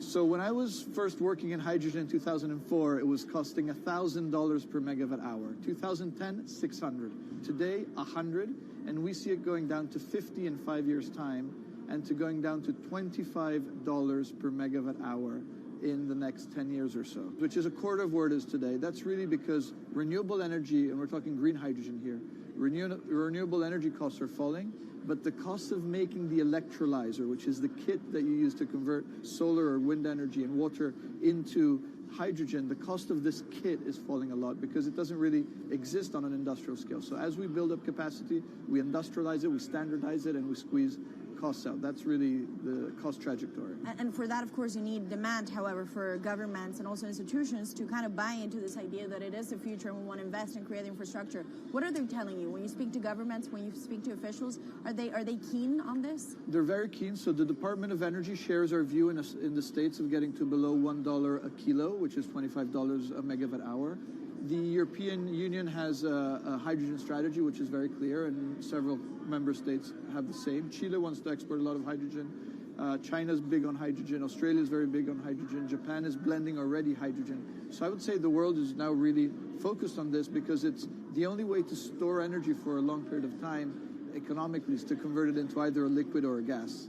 And of course, you talk about the price, but the other big component is the volume. You know, how big can you go? Where do you see that on a time scale? So wherever it's sunny or windy, you can produce very cheap hydrogen eventually.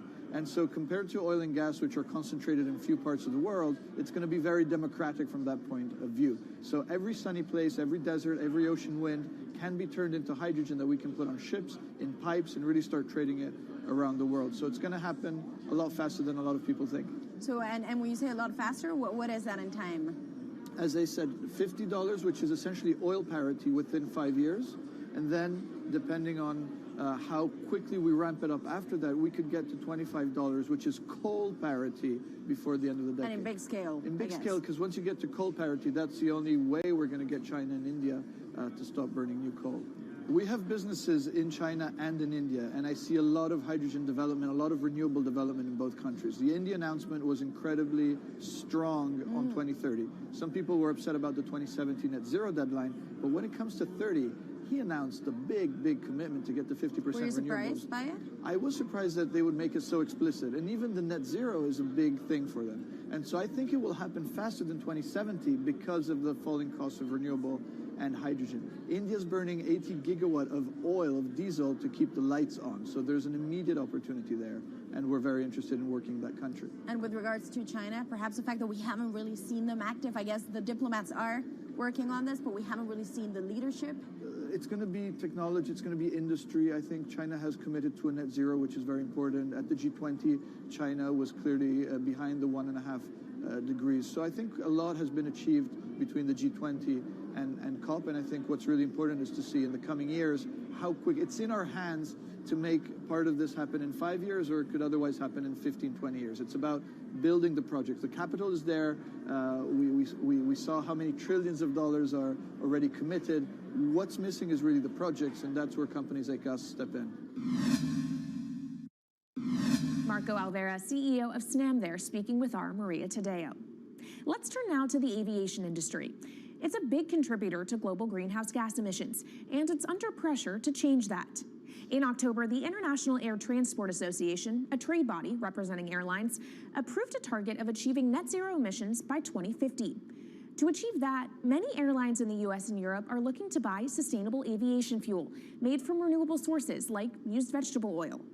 Initiatives like these are pushing plane makers to come up with some radical new aircraft that will eventually cater to our growing appetite for travel without hurting the environment. We took a look at how Airbus, the world's #2 aircraft manufacturer, is stepping up to the challenge. How long until we can fly emission-free? Airbus says it's more confident by the day it can be done by its 2035 target. Airbus's CEO spoke about its ambitions for hydrogen-powered planes at the company's summit in France. The physics works.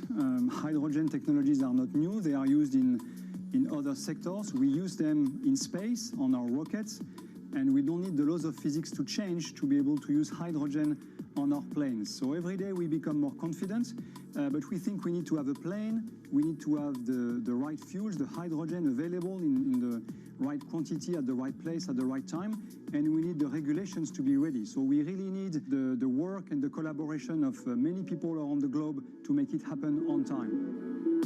But it could be a long wait until green passenger jets go mainstream.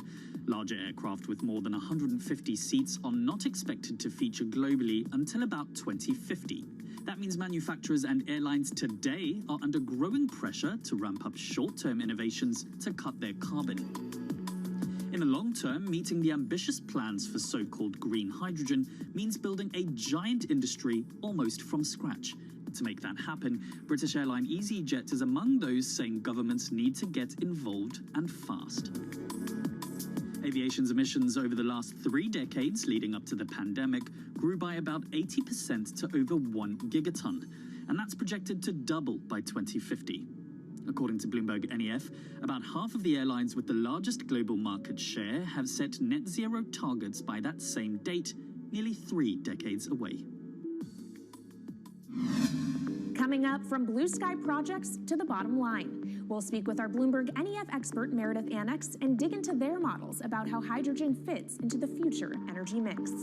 This is Bloomberg Green.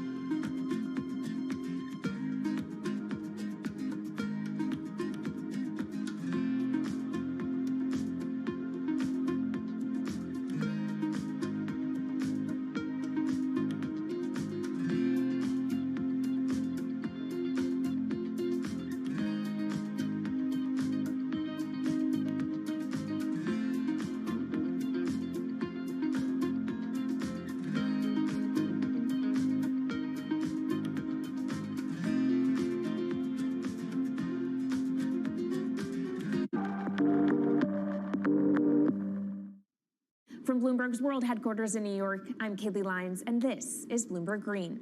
Now let's bring in Meredith Annex, our Bloomberg NEF hydrogen specialist, to talk more about how hydrogen could change the energy landscape. So Meredith, what place do you think hydrogen is likely to have in the future energy mix globally? Hydrogen's this incredible solution for us as we look to decarbonize because it's a perfect solution in areas that are hard to electrify. So where we like to think about hydrogen playing a role, it's in things like heavy industry, especially where you need a feedstock as well as energy source, and in things like dispatchable power, long-haul transport, maybe even shipping and aviation. That sounds great that it can be used for such diverse industries. At the end of the day, though, how much is this going to cost? Well, that's the amazing thing about hydrogen, because depending on how you make it, it can actually see significant cost declines in the future. So when we're talking about clean hydrogen, we usually mean green hydrogen produced from renewable electricity. And in that case, your hydrogen is almost as cheap as the renewables that are used to make it. So if you're in a place with really good renewable resources, you'll be able to have cheaper hydrogen. But even in places with less good resources, we think that hydrogen can be cheaper than $1 per kilogram, which is the price of unabated hydrogen today, and around $8 per million BTUs for those who prefer to think in energy units. And that can be achieved anywhere in the world by 2050, we believe. All right, so let's talk about kind of the pros and cons list. I don't know where cost fits into that, but what are the advantages to hydrogen over other renewables, and then what are the drawbacks? Yeah, main advantage is the fact that hydrogen can serve roles that electrons struggle with. And that's things like seasonal storage, for instance, or just anything where you need storability, where electrons are harder to store, hydrogen is going to be easier. That also leads to a downside, though, because hydrogen is less energy dense than the usual things that we use for storable energy today, like coal or oil or natural gas. So you will need more volume of storage to handle the same amount of energy. Let's talk about the viability as well and how it may differ in different geographies. What is your view on that? Yeah, so for green hydrogen, again, from renewable electricity, really places with the best renewable resources, things like Latin America or the Middle East, even Southern Europe, have really, really good potential for producing hydrogen.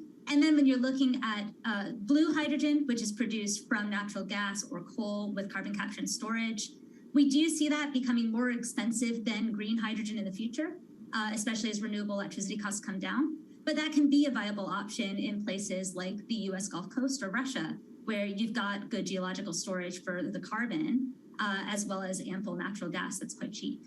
All right, great breakdown. Thank you so much to our Meredith Annex, our Bloomberg NEF hydrogen specialist. And of course, you can get more from the Bloomberg NEF team on the terminal and online. And they've recently done a podcast called Hydrogen 101 as part of its Switched On series.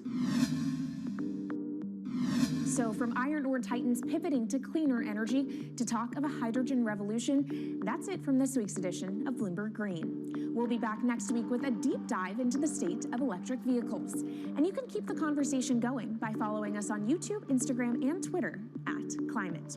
I'm Kaylee Lyons from Bloomberg's World Headquarters in New York, and this is Bloomberg Green.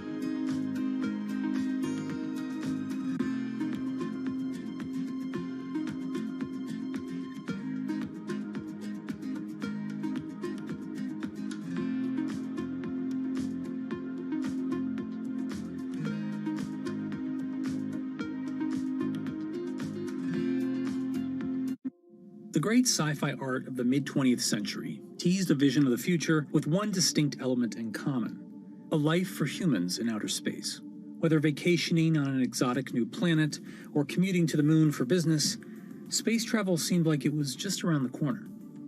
Yet here we are, a half-century later, and only about 500 human beings have ever left the bounds of Earth's atmosphere. But thanks to a set of ambitious private companies betting on the promise of space tourism, that long-awaited future could be here sooner than we think.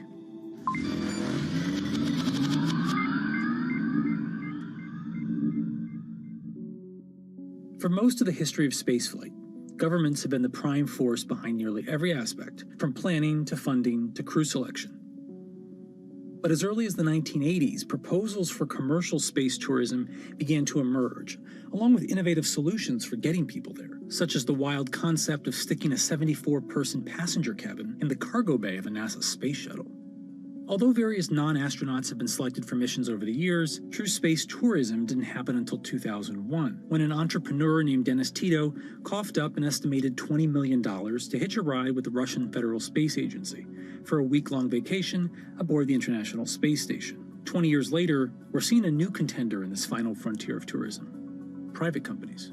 It's becoming a private enterprise situation, still very high risk with a high reward, potential reward. But, government is really out of the business of flying people now, and it's really going to be companies like Elon Musk and Jeff Bezos and Richard Branson that do that heavy lifting. Commercial space tourism is usually about taking the non-astronaut, the private citizen, into an orbital or suborbital flight. So you get a short amount of microgravity experience, and you can float and take some photos. And then you come back. This was something that technology had gotten to a point where the private sector was going to make a business out of this. There are multiple companies that want to get to the place where they fly people into space. The first of these is Blue Origin, founded in 2000 by Jeff Bezos. Using the autonomous rocket system New Shepard, a tribute to the first American in space, Blue Origin plans to launch up to 6 passengers at a time, offering a rarefied treat of 62-mile-high views and a momentary experience of weightlessness. Booking officially kicked off in May 2021, with the very first seat to be auctioned off for charity. Meanwhile, Richard Branson's Virgin Galactic has also been pursuing a viable form of suborbital tourism, aiming for a launch in 2022 once Sir Richard himself has taken a flight. I'm hoping to be able to go to space. I'd love to be able to coincide it with the moon landing and go to space. So I've got the whip on the team, and we'll see how we go. The company claims to have lined up over 600 seat reservations so far, including Justin Bieber and Leonardo DiCaprio. Virgin has projected that the final cost of the ticket will be at least $250,000, or roughly $50,000 for each of the 5 minutes or so of weightlessness that you'll get to experience. Although costly, both companies' offerings aim to make suborbital flight a regular form of adventure travel, eventually driving down costs at scale to expand the customer base beyond the orbit of celebrities and billionaires. The third major contender is Elon Musk's SpaceX, which has set its sights even higher on orbital flights, which are a whole nother level of complexity and energy and danger. When you go suborbital, if you're just going to go up above the von Karman line, which is 100 kilometers or about 62 miles, you only need to get up to maybe 5,000 miles an hour to get up there, and you go basically straight up and then straight back down. You don't have the reentry heating that you would see coming in from an orbital. So when you go orbital, I don't care if you're a baseball or a battleship, you've got to go 17,500 miles per hour, not just 5,000 miles an hour. The energies involved are much greater. By doing that, SpaceX has gone another level up, and that's what they're doing with the Inspiration 4. Visit inspiration4.com for your chance to go to space. Inspiration 4 is the first planned all-civilian mission into orbit, slated to launch in late 2021. The crew will bring their own set of diverse perspectives and backgrounds and experiences to test how a group of different people, namely people who aren't professional astronauts, could fare in space. Until now, astronauts have had to be physically perfect, and this mission is changing that. And so I feel incredibly honored to be representing those who aren't physically perfect. At age 10, I was diagnosed with bone cancer, and I was treated at St. Jude Children's Research Hospital. And I spent a year there undergoing intense chemo and also surgery that ultimately saved my leg. I now work at St. Jude as a PA, a physician assistant, and I work with leukemia and lymphoma patients. The kids we work with are so brave, and they are very excited to watch me go to space because this is showing them that, you know, they're capable of doing this as well. Haley, along with 3 other crew members, will spend 3 days in space, orbiting the Earth every 90 minutes before landing back off the coast of Florida. Well, when you think about access, the first astronauts for the United States came from the test pilot side. And so women weren't allowed to be a part of that. We have somebody in their 20s, somebody in their 30s, somebody in their 40s, and somebody in their 50s. And so there can be access in all kinds of ways, whether you're talking about age, whether you're talking about gender, whether you're talking about race and ethnicity, and all of those things. The first time, people are going up into space and not sent there by a superpower like the United States or Russia or China. Well, that's like really significant. And you've got to be very thoughtful about it. The whole game plan right now is to make space like really affordable and accessible for everybody, so that you can have fishing buddies going to space someday. But the first is special, and so with that, we wanted to have a crew selection process that could make space available to everyday people. Getting to space is only the first step for space tourism. The next challenge is what to do and where to stay when you get there. Axiom Space is planning to launch the first segment of a new commercial space station in 2024. Their $2 billion project, called Ax Station, will become the first free-flying private international space station. Or, to use a more consumer-friendly term, a space hotel. Axiom isn't the only company out to make your space stay a little more comfortable. Bigelow Aerospace has been building what they call expandable habitat technology, like their B330, an inflatable pod module that expands once in orbit. There's even one attached to the International Space Station right now they've been testing. And you take it up and it's rather small, and then you inflate it, and it seems to be working very, very well. This is likely to be the first kind of tourist hotel that you're going to see up in space. First of all, it's easier to carry instead of this giant tin can with all of that. The inflatables are lighter. You can just blow them up, and they get a nice big size for about less than half the weight probably. But even as space missions become accessible to civilians, the risks of going to space are incredibly high. And you could die 1,000 ways that we can think of and 1,000 other ways that we can't think of. This is Michelle Hanlon. She's a space lawyer at the Mississippi School of Law, focused on protecting humans in outer space. Now, I'm not an attorney for any of the space tourists, so I haven't been privy to their private contracts. But I can tell you that the FAA requires certain waivers to be in those contracts. So, for example, the FAA says, well, we're not going to make you make your spacecraft to a certain safety level. We are going to make you, spacecraft operator, make sure that you inform your space tourists of all of the hazards that you know of. I imagine a very long waiver, all the ways you can die in space. And you have to understand that there's health risks, and you have to indemnify the US government if you are launching from the United States. So those are things that we know a space tourist has to sign and has to waive. So now let's go back and think about our space flight participants. The FAA calls space tourists space flight participants. They don't call them astronauts. Why is that important? If you're not an astronaut, there's no obligation to rescue you if something goes wrong. It's a lot of money to set up a rescue launch. If it can even be done, it's something really important to think about, and that difference as we cross this threshold from having astronauts in space to having real people like me in space. And when we are able to make it to space reliably enough, there's still a host of other legal and ethical issues to consider before space tourism can truly take off. There are so many gaps in space law that we are going to have to put in a lot of sort of basement ideas. And so, for example, the Outer Space Treaty is a treaty that offers principles and guidelines for state activities, for the activities of national governments. It doesn't talk about private entities. It doesn't talk about humans in space. So now if something goes wrong, so let's think about all the times hotels on Earth are sued, right? So slip and falls. You step on something in the bathroom, you sue the hotel, and it becomes a private lawsuit. because of the vagaries of international law, if something happens in space, well, boy, you can sue the state that launched your spacecraft, you can sue the company that brought you there, you can sue the hotel, you can sue the individual, you can sue every government related to that, because the way the Outer Space Treaty and the Outer Space Regime have set this up is that anything that happens in space first has to go through a diplomatic channel before you think about suing in a court of law. And so every single slip and fall in a space hotel is a diplomatic nightmare. And so we really need to figure that out before we start sending a lot of people there.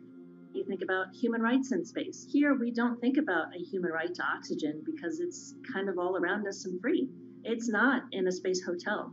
So what happens if something happens and the oxygen depletes? Who gets the oxygen first? And then, of course, let's not even think about the labor. How do you treat your labor in a space hotel where that person may be there for 2 or 3 years without coming back to Earth? So a lot of things to think about. Space habitats are more likely in the near future to focus on research missions and be a home for experiments that can't happen as easily back on Earth. Space hotels, I think they garner a lot of headlines and a lot of news, but at the same time, that's not the first thing that you're going to see happen. They don't offer the compelling business case, I think, that you'll see from a place that wants to manufacture pharmaceuticals or a new type of crystal or some type of filament or fiber optic cables and other things that you can do in microgravity. The things that are actually, a high value finished good, when you get that back to Earth and you sell it for a very, very huge profit margin, that's what's likely to happen in space, as opposed to having a real estate platform that you sell to a tourist. A space hotel is really interesting, and it will probably happen, but it's not likely to be at the forefront of space commerce. Even if space hotels are right around the corner, don't get too excited about booking a trip in one. It's not a cheap ticket to ride to space, and it's going to be, millionaires and billionaires and that sort.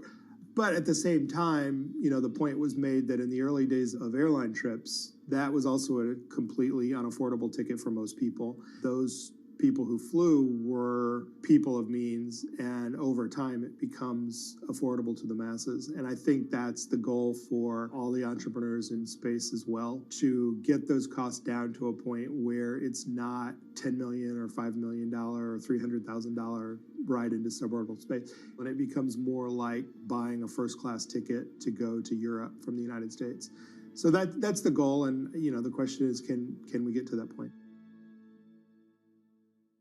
Given the immense operating costs of getting to space, it may be years, if ever, until space tourism becomes a profitable venture for any of these companies. Virgin Galactic, the only publicly traded company of the three, has had a particularly rocky year, initially riding on the momentum of a SPAC deal, but more recently beset by launch delays and major funders, including Branson himself, selling large quantities of their stock in the company. Space is really, really, really hard, and it's an absolute cliche, but it's one that happens to be very true. It's just really hard to do. That's also the reason that you've seen the delays that, Virgin had talked about flying years and years ago. And it became such a crazy point that Richard Branson actually stopped talking about it when he was asked, because it was never going to be when he predicted. But it's not insurmountable. And, investors have stepped up because this is something that is doable. Despite the astronomical dangers and costs of getting to space, it may ultimately follow the course of other once fanciful modes of travel. Wright brothers having, what was by modern standards a very unimpressive first flight, at Kitty Hawk. I mean, you had less than 20 years later, you had your first airborne ambulances being used to save lives. Fundamentally, the world is a more interesting place when people can go and dance among the stars and such.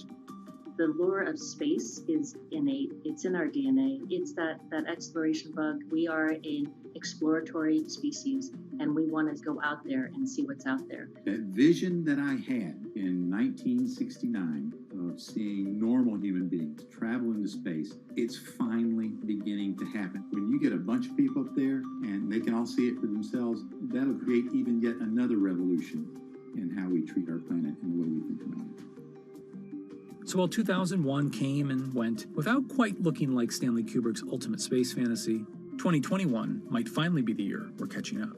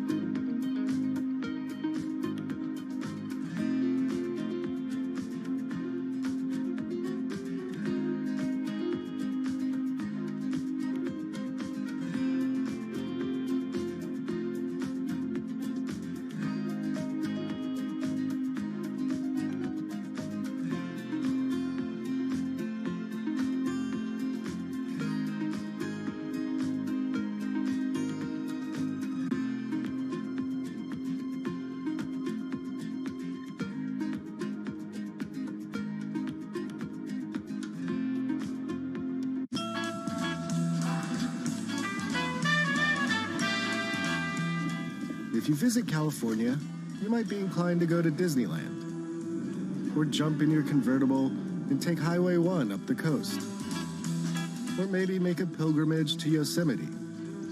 All very fine choices. But if you're the kind of person who revels in our planet's extremes, then it's Route 395 that you're after.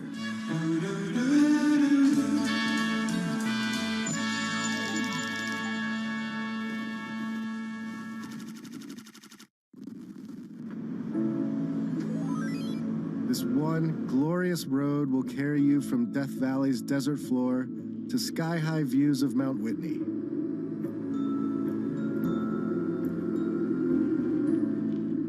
You can see the 5,000-year-old bristlecone pines, the oldest living organisms. Or the bizarre tufa towers of Mono Lake.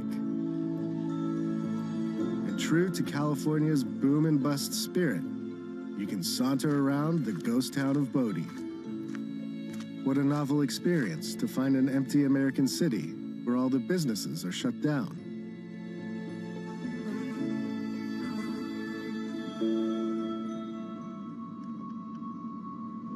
To do 395 upright, it helps to have a guide, and mine is a man named Jan, and his crew, Heron, Let's tidy up first. and Lemmy, the hardest partying dog of all time. Jan agreed to show me some of what 395 has to offer, but only if we agreed not to disclose any locations.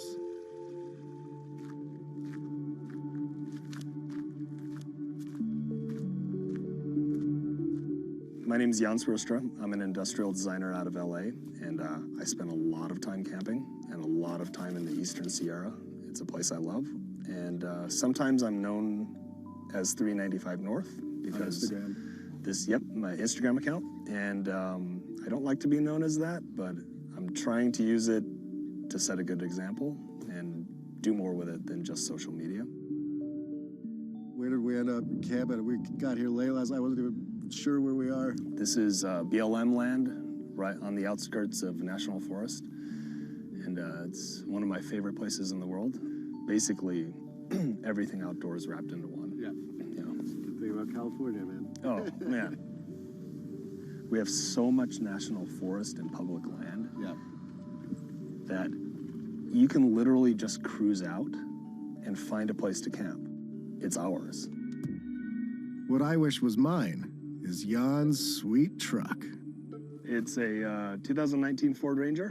Has about 200 watts of solar in it and a fridge, and has everything that an RV has except for a toilet, but just on a smaller, simple scale. And you drive us around day to day in LA. Yep. And then just roll out when you want. It's my daily driver.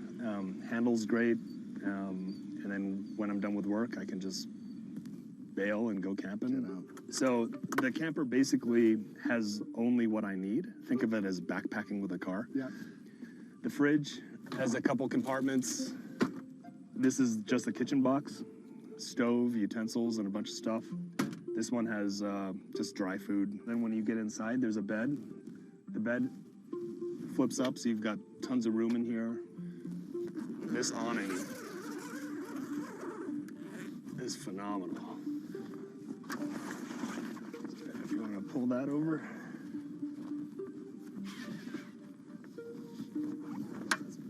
That's cool. Let me just pop that up. Sort of. So, home on wheels. Yeah. This is my vacation house. Dude, it's so nice, man. Even with his nomad lifestyle, Jan faces the same big question as the rest of us. Do the internet and smartphones have to ruin everything? When you find the super special, beautiful spots, is that you busting out a map and like looking where it might be cool to go, or is it word of mouth and just getting to know people, the locals? And if I see a dirt road, I just want to go down it. So a lot of it's just aimless rambling. It's a desire to just see something. Check that out.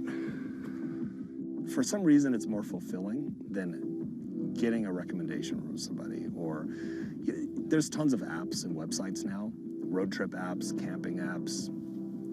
They've proliferated. The knowledge is accessible on the internet, right? I used to fight the geotags, and I would get really pissed off. Like, why are you posting this place? It's gonna blow up, it's gonna get trashed. Now I've realized that you can't fight it. The internet has just shrunk the world. So we're not gonna stop it. We're not gonna stop people from going there. So I'm a lot more focused in conversation now with trying to set a good example. When you go, pick up your trash. When you're pooping out in the wilderness, don't leave your toilet paper on the top. You know, make sure you follow, good steps for leaving no trace. as a thank you for this quick guide to pooping etiquette, we made Jan, Heron, and Lemmy some tacos. And we all took in the night sky and knocked back a couple of drinks. Take that, Apocalypse.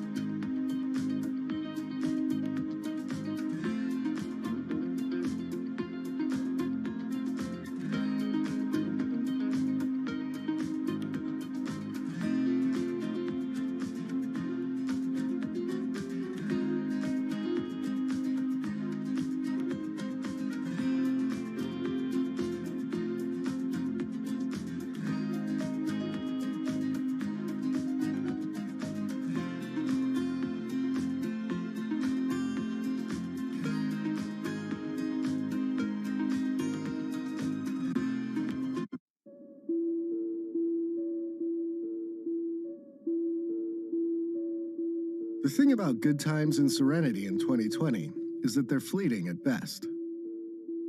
After we split up from Jan and continued on our way, smoke started to envelop us.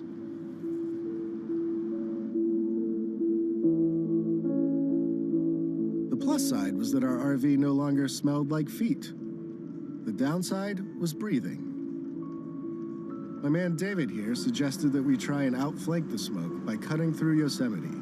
Without a reservation, we had to talk our way in. Yes, no stopping, no getting out, and yeah, no problem. We just wanted to get through. It was a beautiful choice. Glad we got out of the smoke. Whoa, okay. But not quite as effective as we had hoped.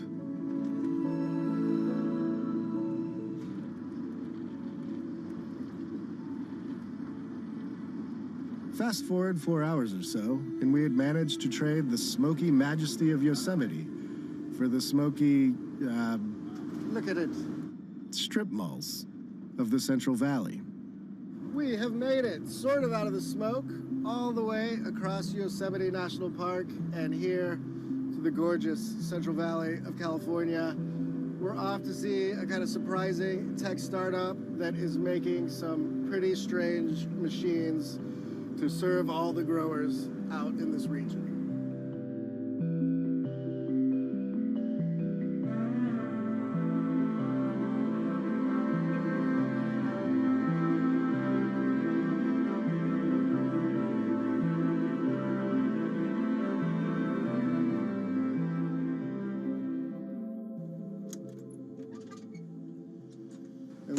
So we're here in this near Fresno. This is California farm country, right? We're just south of Fresno, a town called Kingsburg. So we're right in the Central Valley of California. Very, very large farming valley here. It's kind of considered the breadbasket of the world. The Central Valley stretches out over about 20,000 square miles, and the farmers here produce about 1/4 of the food that Americans eat, including a whole lot of fruits and nuts.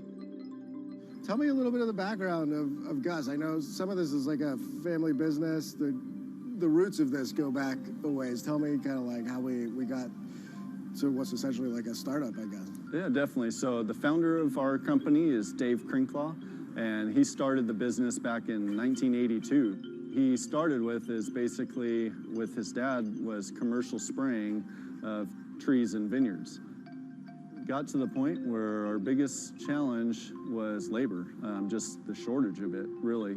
He was forced into innovating, and he had this idea for quite some time about doing a driverless sprayer, and it finally got to the point where he said, you know what, I either got to get out of this business or I'm going to innovate. Organic or not, crops need to be sprayed, and this process has to take place a few times a year. This means hiring a lot of people to work long hours under serious pressure. And so, just like the tech bros to the north, Gus decided to solve all of its problems with robots. On this like labor point, you guys have set this up where you can have somebody in a truck and that one person can monitor, I think like 8 of these. In order to operate Gus, you have one guy or girl that sits in a pickup and they monitor from a laptop computer. So that person is basically just watching all the vehicles on the screen. They can monitor up to 8 of them at a time while they're out there spraying in the orchard. And so that user interface really provides them with all the information they need to make sure that the machines are safe and that they're doing the correct job. So it tells them what speed they're driving, the engine RPM, the amount of gallonage per acre that they're applying at any given time. So if any one of the machines has an issue, it's going to send an alert to that laptop. Much like a self-driving car, these beasts use GPS, LiDAR, and cameras to see and navigate the world around them.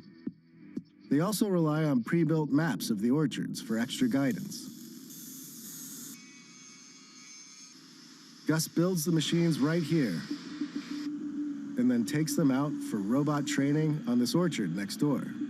It's here that the company learns if the machines will behave and do as their software and human masters command. So this is kind of like this is a test orchard where you guys put it through the paces and work on the technology?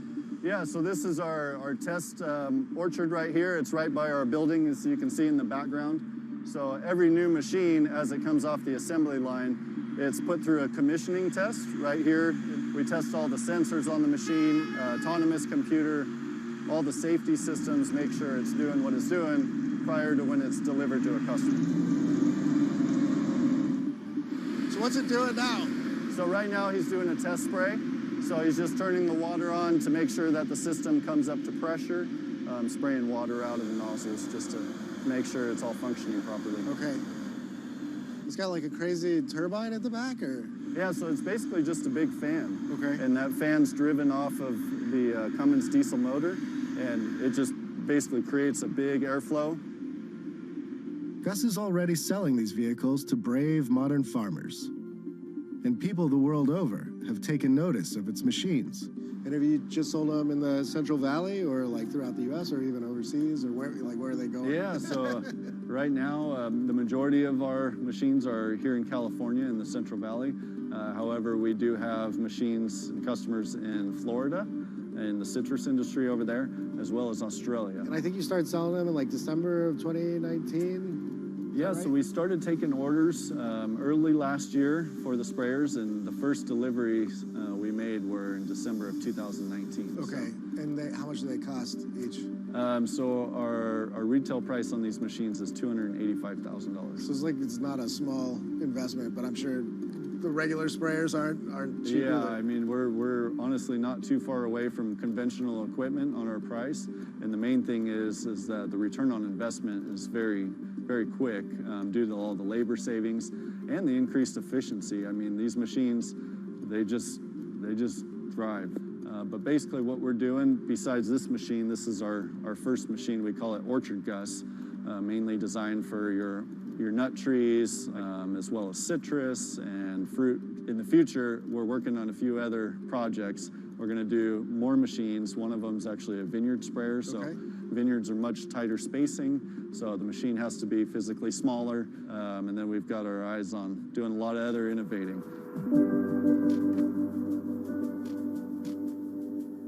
That right there, friends, is a Central Valley farmer putting his whole fruit basket on the table. Gary's TED Talk can't be far off. And with that, it was time to get back in the RV and to confront what happens when three men are bested by their own failings and the forces of entropy.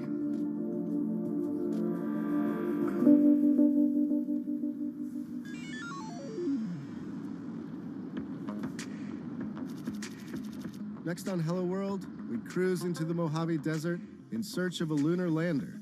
We have instruments that we are going to deliver to the South Pole of the Moon in December of 2022. Instruments that are trying to scan the surface of the moon. And hang with a test pilot who walked away from this.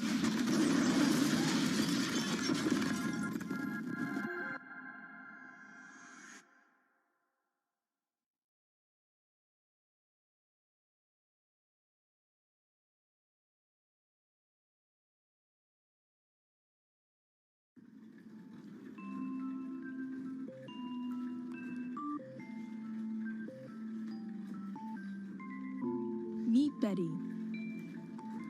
She lives by herself, but for the last few months, she hasn't been alone. LQ, tell me a joke. Did you hear about the claustrophobic astronaut? No. Apparently, he just needed a little space. Most technology isn't made for 93-year-olds. But this woman is making sure that this particular robot is. I like you. Who are you? She's researching the way we interact with machines.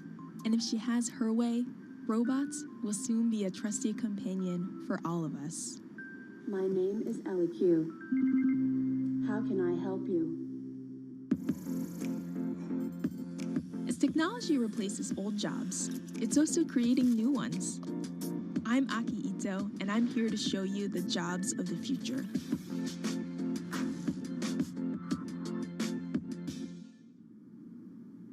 My name is Danielle Ishak, and I am a human-robot interaction researcher.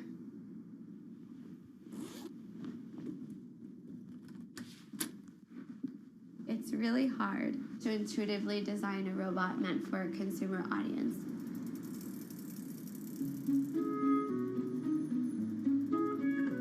You have to make sure that it's a robot that people want, people know how to use, and people value. Danielle works for an Israeli startup called Intuition Robotics. Its U.S. office is here in downtown San Francisco. Hello? Hey Danielle, it's Aki. Come on in. The company is funded by a couple big names like Samsung and Toyota. Full disclosure, Bloomberg's venture capital arm, is an investor too. This is LEQ. Can I take her out for a spin? Please. LEQ. Tell me what you can do. I am a proactive social robot designed for older adults. I can connect you to your family and friends, and even play music. These features might remind you of the Amazon Echo, but you'd be missing the point if you compared her to a smart speaker. She's not meant to just be useful. She's meant to be a companion. Why don't you take a break and have a drink? And that's why she has a head that can nod and make other subtle gestures you might expect from a pet. Through our research with older adults, we're finding that almost on a daily basis, we see that somebody tells her that they love her. Really? Or that they like her. Or that they miss Literally, her. I love you? Mm-hmm. They'll also tell her, I'm depressed, or I'm lonely. They'll open up to her in a way that they might not necessarily open up to a human because they don't feel like they'll be judged. LEQ isn't on sale yet. But a prototype is already in the homes of about a dozen early testers who live in the Bay Area. LEQ, tell me what the weather is today. Danielle's job is to figure out what's working and what's not. Sorry, please rephrase your request. And she does that by visiting each of her testers twice a month. How important are these visits to your job? They're critical. We're building a product for people who we are not. I'm not a senior, and how could you know how to design for somebody if you don't do research? Because otherwise, you would just be designing in the dark. Jobs like Danielle's are just starting to emerge. Until recently, robots were mostly in factories, separated from humans. But now, they're finally getting cheap enough, small enough, and smart enough to be in our homes. This has created a whole new challenge of designing robots that people will actually want to interact with. And that's where Danielle comes in. Her research has helped shape every little facet of LEQ, from the way LEQ moves to the way she talks. It's a very special job, and it can be really hard, and it can be really frustrating, but at the end of the day, it's incredibly rewarding. And I think the most rewarding part about it is when I see the joy on the users' faces, like that they saw their feedback turned into something real.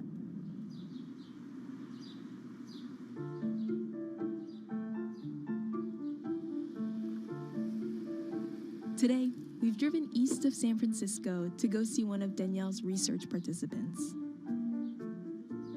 LEQ, tell me something interesting. Did you know that Ronald Reagan was a lifeguard in high school and saved 77 people's lives? Now, see, this is where a conversation is. She should open up and I should say, no, I did not know that. I expect her to be able to continue a conversation for at least a couple of comments. Yeah. And why is that? Why? Yeah. Because that's companionship.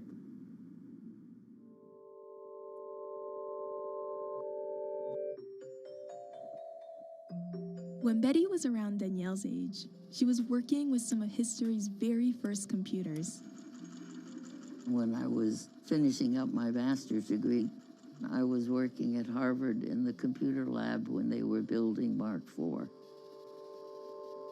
A large room-sized computer. But now, this artificial intelligence stuff is amazing. LEQ? Yes? Schedule a doctor's appointment. No problem. I'm working on it. When Danielle brought along the idea of working with robotics for the elderly, I said, are you kidding me? Will older people connect to a robot? And she said, I don't know, let's research and find out.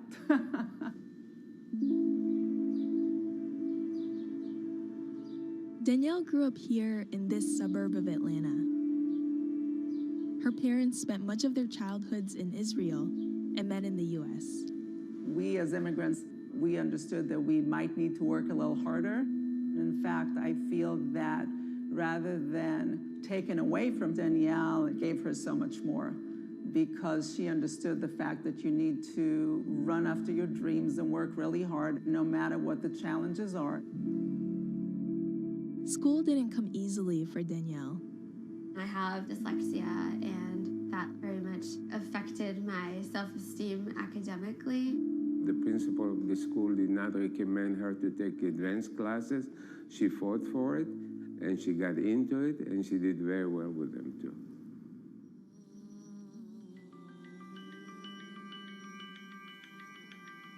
Danielle's first job out of grad school was at X, the secretive research facility founded by Google. It's known for dreaming up all kinds of wacky, far-flung ideas. Can you tell us about the moonshots you worked on? No, I can't tell you too much about the projects that I worked on. I can say that I was working on robotics. She loved the job, but wanted to work on something that would reach real consumers sooner. So she left X after a year and joined Intuition Robotics.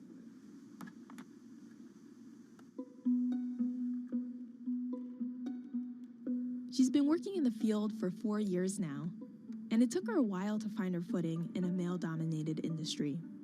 I've gone to different meetups where there'll be like a circle of men with their like zip-up jacket with their like company logo on it and a beer in their hand. And I'll come in with lipstick and nobody wants to talk to me. This is my closet. So at first she did her best to fit in, wearing a pair of glasses she didn't need and toning down her style. So what's the kind of thing you used to wear to a conference? Stuff like this, blousy things that make you look like you're 40. But that got old after a while. And what's the kind of thing you wear now? Now it's like I just enjoy being kind of expressive and playful in what I wear.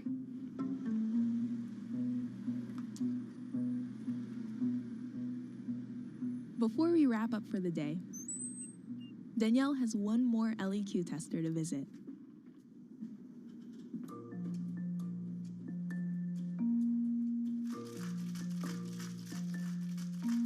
Joseph is 97.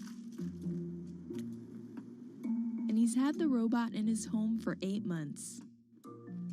How are you? I'm fine. How are you? Good.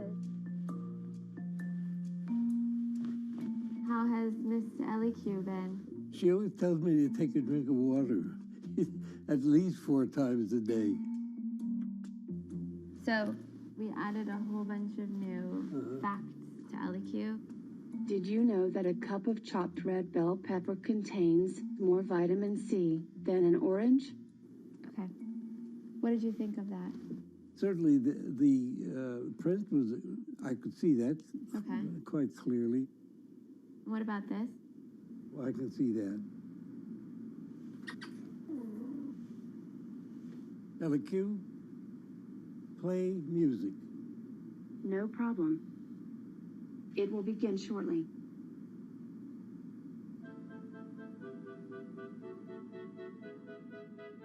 By 2050, almost 500 million people are going to be 80 or older. And if current trends continue, more and more are going to be like Joseph and Betty, living alone. LEQ, stop. Today, both of them are doing okay. But some of Danielle's other participants have been struggling. Is it kind of hard to leave them at the end of the day? It is. Some of our testers are pretty advanced in the stages of depression through loneliness and isolation. And at times, I know that LEQ is cheering them up in their day, but I know that it's only part of the way. No source of artificial intelligence robots will ever be able to replace humans and human companionship or human care.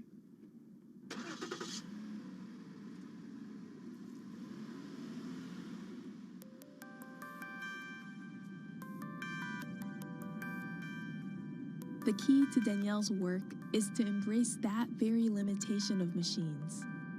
Robots should help humans do what they love help humans interact with more humans, help humans in general, not pull humans away from humans, not take humans' jobs and leave humans without purpose.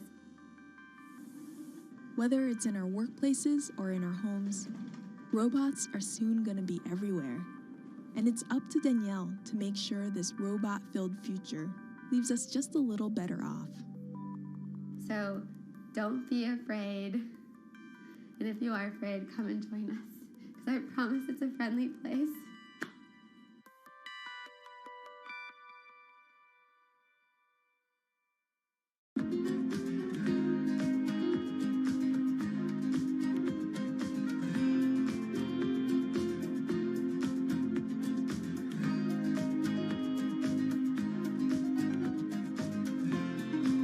Times are tough.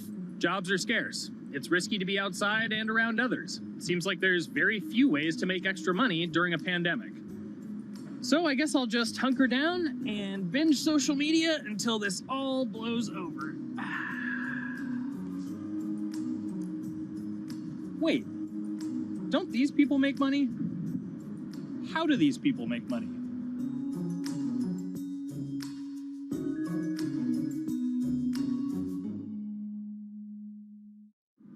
Streamers, YouTubers, Twitch stars. How do they make money? Is it a lot? Is it a lot of work? I know, I gotta ask somebody in the biz, and I got just the guy. Austin John Plays.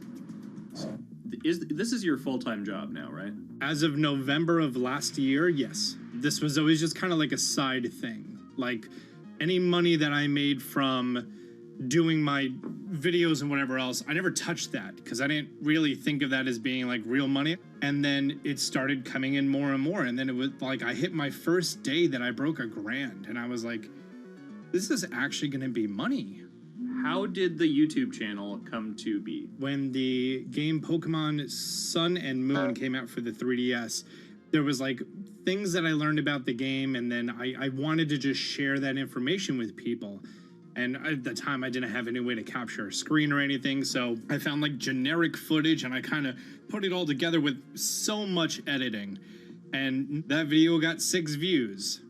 And then 2 days later, I made another one, and that one got 12 views. And then I just started pumping out more and more content, and people were like, this guy knows what he's talking about. It really just started building on top of itself, and then it was like, my channel really focuses on tips and tricks. So I play a straight 18 hours, and I'll finish the game or get to about the 40-hour mark, and then I'll make my first video. While I'm going through, I have a giant notepad and just scribbles everywhere, and I make these notes of like the things that stumped me, so I know the things that may stump other people. What do you need to think about if you're building your YouTube channel? 1, you need to do something that you're passionate about. Not that you like, not that you think you're gonna make money on, something you're passionate about. The other thing is something that other people are passionate about. It holds a special place to them.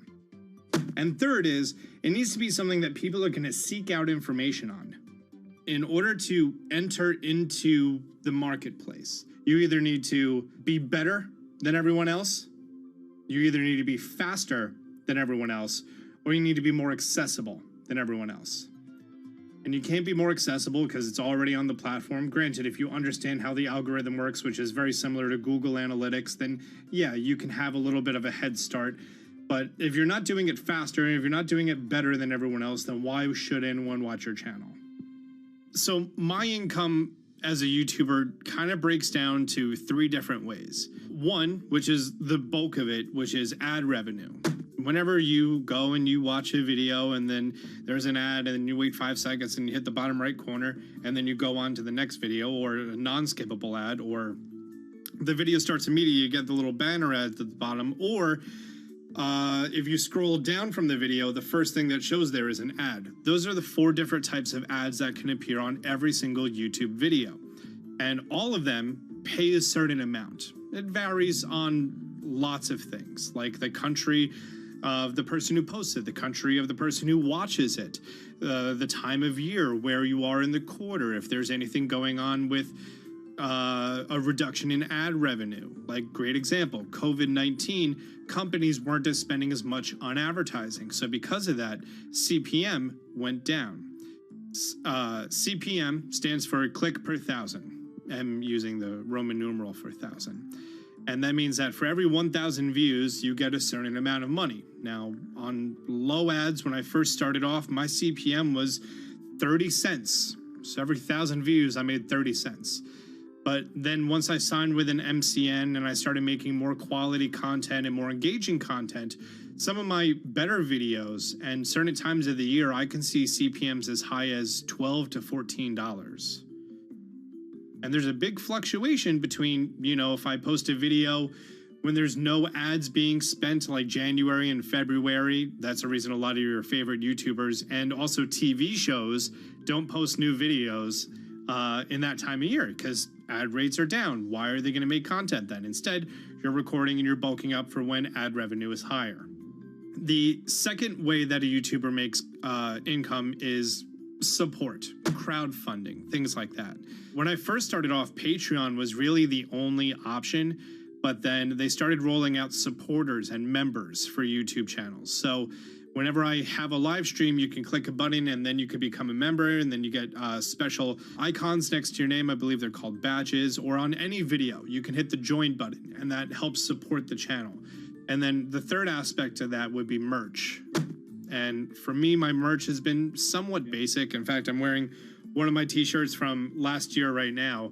You have to endure the times that your first video gets 6 views, that you posted on Reddit and they say, shut up, and then an auto mod bans you.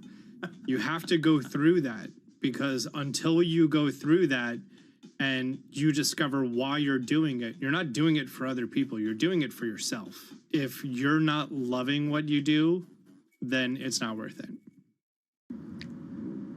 Huh. So make a channel about something that I'm passionate about. Oh, sweet. I guess I can make the channel about that.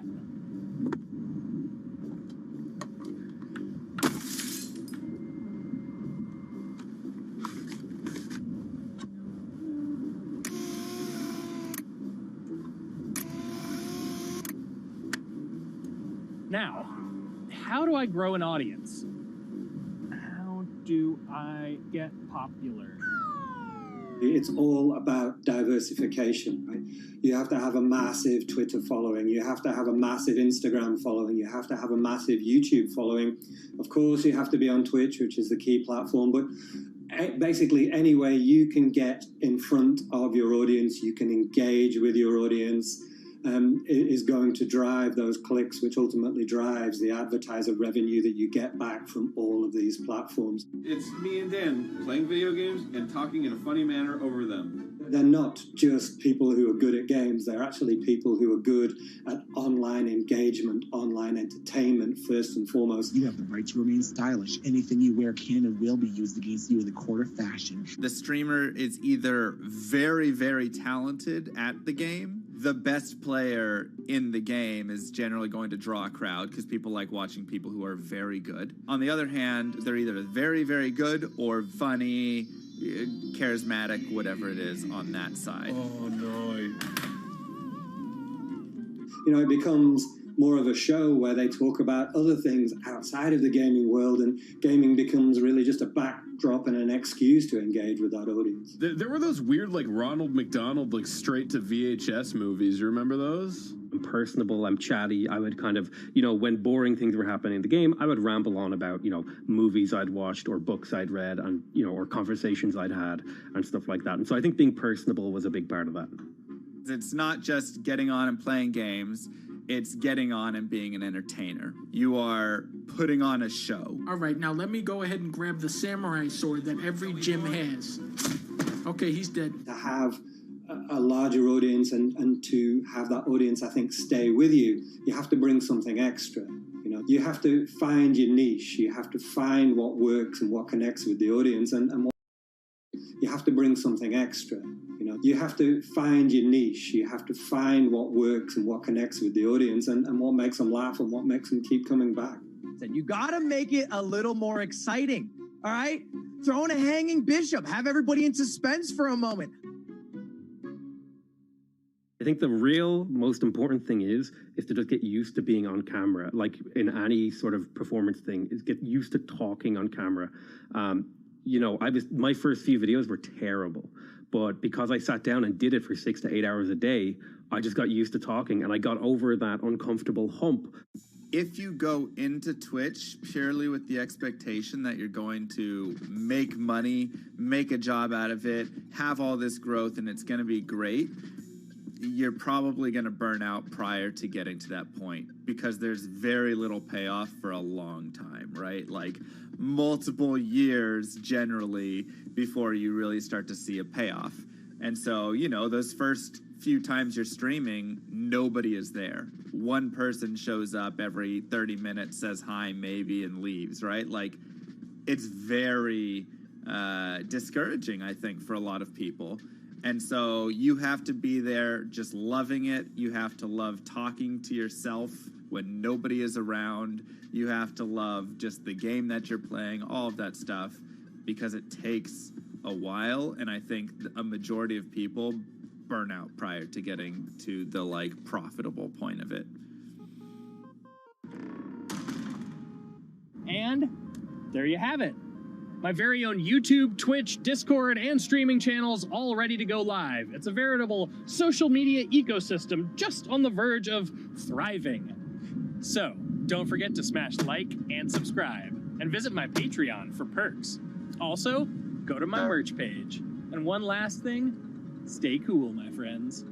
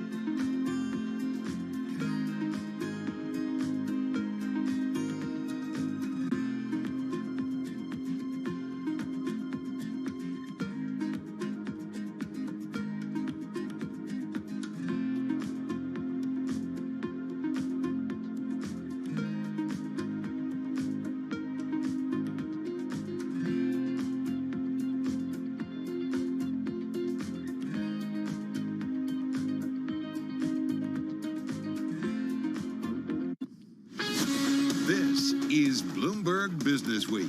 Insight from the reporters and editors who bring you America's most trusted business magazine, plus global business, finance, and tech news as it happens. Bloomberg Business Week with Carol Masser and Tim Stenevec on Bloomberg Radio. Well, live from the Bloomberg Interactive Broker Studio, streaming on YouTube and Bloomberg Quick Take. It is Monday, April 24th, 2023. Man, April 24th, it's almost May.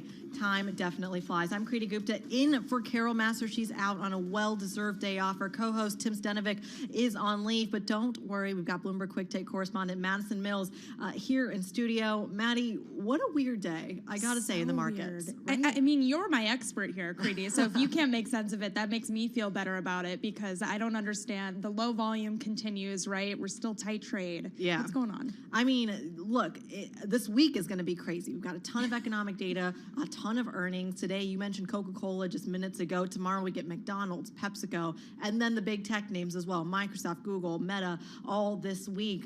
So it's really going to kind of not just move on the micro front, but on the macro front too. Everyone says, look, what's Alphabet saying about the economy? That's what we're going to trade off of. So today is a little bit of a wait and see, yet plenty of news, plenty of markets. Yeah, and plenty of news coming from the regional bank earnings we're going to get today. First Republic coming in after the bell, ahead of UBS tomorrow.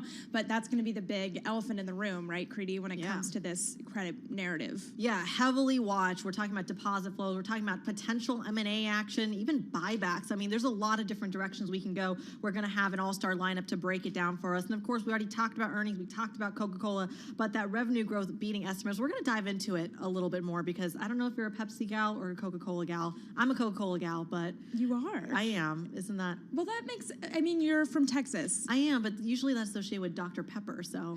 Oh, really? Yeah. Why did I not know that? I I don't know. Paul Sweeney's full of fun facts. Yeah, I feel like I think of Texas as Coke, but it's going to be so interesting to see as we continue to get this consumer news. And we're going to talk a little later in the show about AI. We're going to talk the U.S.-China chip war.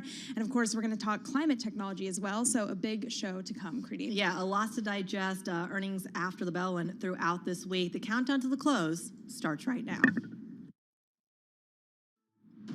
Countdown to the close. Bloomberg's comprehensive cross-platform coverage ahead of the U.S. market close starts right now. This is the countdown to the close. About 60 minutes left to go here in the trading session. Romaine Bostick alongside Scarlett Fu, joined right now by our colleagues, Kriti Gupta and Madison Mills. Welcome to our audiences across all of our Bloomberg platforms, television, radio, originals, and those folks streaming on YouTube. Another bit of a crab walk here in the markets, Kriti, a bit of a range-bound market, and you kind of wonder, what's the catalyst going to be that actually breaks us out of this? Yeah, is it the earnings? Is it the economic data? And you know, Romaine, a little fun fact for you and for our global audience, this is the month that has the tiniest trading range going all the way back to 2017. So when we're talking about calm before the storm, I think today's trade really encapsulates it, Maddie. Yeah, well, ahead of those big tech earnings, I did want to take a look at the S&P 500 technology index because speculation has brought that index to trade at a multiple of 25 times future earnings. And BI says that to justify that, the Fed would need to cut by 300 bips. That's 5 times what the swaps market is pricing in. So we're going to have to see, Romaine, if earnings in the coming weeks are going to justify that as well. Absolutely. And to Kriti's point, I was taking a look at the data just over the last 3 weeks. The trading range on the S&P 500 on an intraday basis, barely 100 points, basically 41.69 on the top end, 40.69 on the bottom end. Where we stand today, right around 41.33, unchanged here on the day. The NASDAQ down slightly by about 0.3%. The Russell down about 0.2%. One of the few bright spots out there remains Dow Transports and the Dow Industrials up about 0.1% on the day. As well, you look at the VIX, it's below 17, and the one-day VIX is actually below 10 as well, for anyone keeping track on one-day volatility. But I'm looking at the performances of the sector groups, and you have energy as the best performer here as oil prices recover. All 23 members are higher. This group had fallen 2.5% last week. That's followed by materials and healthcare. On the downside, we've really seen technology pare some of its losses. It's now just the second worst performer as opposed to earlier, and REITs have come in to really take the lead on the downside. As far as some of the individual movers going to get some earnings after the bell, including from Whirlpool, including from First Republic. First Republic shares up about 9% here on the day as a lot of people start to price out those worst case scenarios that were priced in back in early and mid-March amid that banking crisis here. It'll be interesting to see how the numbers hold up here for a company and, quite frankly, for a deposit base that had been rattled. Meanwhile, well, keep an eye on Albemarle. We talk about some of the materials companies. An interesting story coming out of Chile over the last couple of days and its shift to nationalize some of its lithium production. That could be a boon for some of these privately held companies, including Albemarle, up about 5.5% on the day. And 2 deals right now making their way around the Bloomberg terminal. Keep an eye on Getty. Getty shares up about 35% right now here. That's on the back that Terillium Capital has actually made an offer for the company, about $10 a share, which would value it at about $4 billion. The fact that it's only trading at $6.83 maybe gives you a sense here that that might actually not get done, at least based on investor expectations. Curio Global down about 7.5%, and that's on the back of a story by Bloomberg citing people familiar with the situation that it's nearing a deal, a $10 billion deal to acquire Weissman over in Germany. We go back to the broader story, and Maddie, you were just touching on this Antech valuations and what support those valuations. Growth. Is this still a growth story? Is this going to be a cost-cutting story? The chart you're looking at on the Bloomberg terminal, that's looking back at what we saw out of those Q4 numbers. That growth did hold up on a revenue basis. It'll be interesting to see if that happens again for the Q1 numbers as we head into the busiest earning week of this season. Yeah, Romaine, I love this week in tech earnings because not only is it exciting, you get to talk about those big names, but really the tech earnings aren't just a micro story, they're a macro story as well. What is Alphabet saying about the broader earnings picture? What is Meta saying about the labor situation? Those are all going to be major macro indicators. We, of course, had a chorus on Bloomberg TV talking about this. Sarah Malik, one of them, the chief investment officer over at Naveen. Take a listen to what she had to say. What the bulls are excited about is that Q1 earnings look pretty strong. The VIX is under 17. Things look pretty calm out there. But a couple of things bears are thinking about is that we're 13 months after some significant rate hikes. What does that mean for the economy? And also a much tighter consumer credit cycle. What does that mean for the consumer? So when we talk about safety, we look for companies that are consistently growing their dividends. They have quality balance sheets, provide some income, tend to be lower volatility. They should be more resilient during a recession. So there you go. She's talking about dividends there. When immediately I hear dividends, I think buybacks as well. Scarlett, it's interesting to me when we're talking about instilling confidence in the banking system or instilling confidence in the stock market, do the members of corporate America take the lead on that and buy back their own stock? I think this week is going to be crucial for that question as well. Right. Is that the best use of cash right now, too? Putting that money into stock buybacks or dividends versus holding it in cash on your balance sheet for a rainy day, because there have been plenty of rainy days in the month of March. I go back to the idea, though, of volatility and how it's really died down, and how whether that masks trouble or not. It feels like we're waiting for something, and one of the things everyone's waiting for, Maddie, is the pickup in volatility. But what's going to cause that? Is it going to be those big tech earnings? Is it going to be the data that comes out at the end of the week? Right. Well, as we've been talking about, it's such a tight range, and I love the data point that you pointed out, Creedy, on that. But I have to wonder, too, whether or not as we continue throughout earnings season, we're only about a fifth of the way through this. So as we continue to get some of that data that you mentioned later this week, and even in terms of some of those big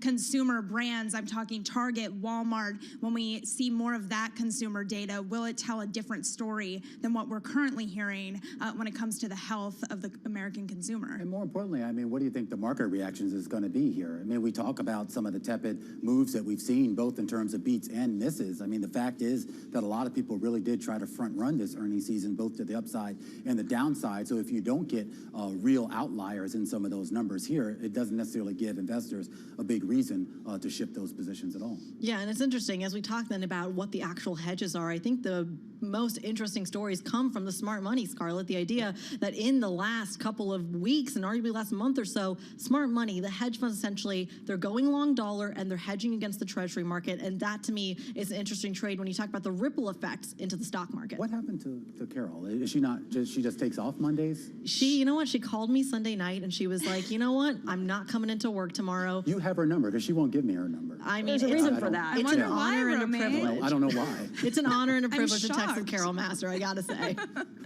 Getting a well-deserved day off. Yeah, Carol Master not going to be around for First Republic earnings when it comes out today.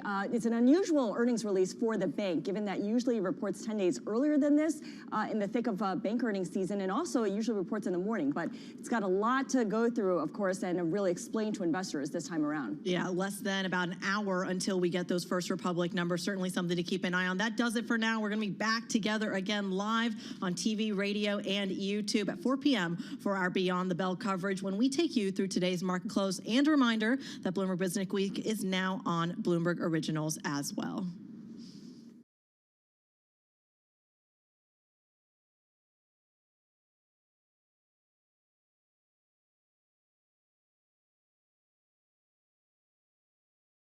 Conversation when we talk about the earnings story. I mean, there's so much to digest. And to me, I got to say, there's so many stories I can start with.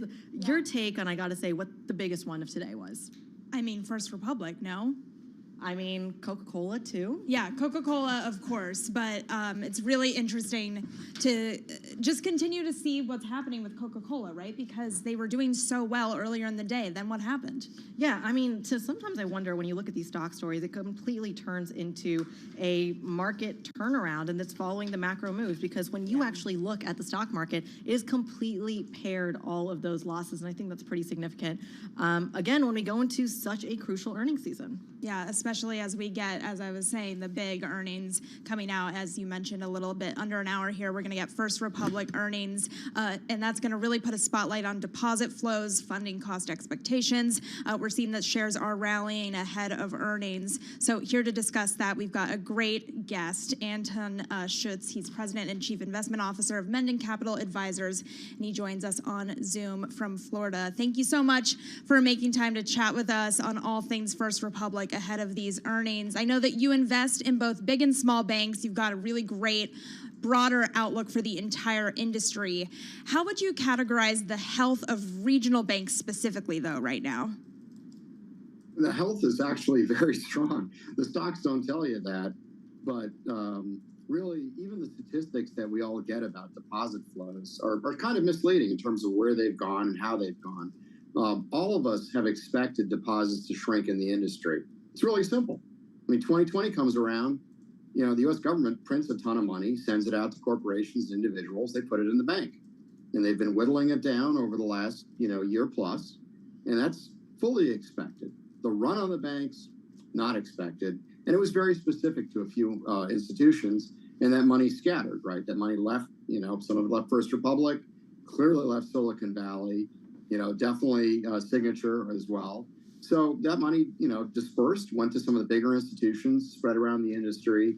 But you would still expect the industry to experience outflows as people take down their deposits. You know, one of the regional banks I talked to said, well, our average consumer deposit went from 13,000 a person to 9,000 a person. That's not a fearful thing. It's just people spending the money that they got from the government.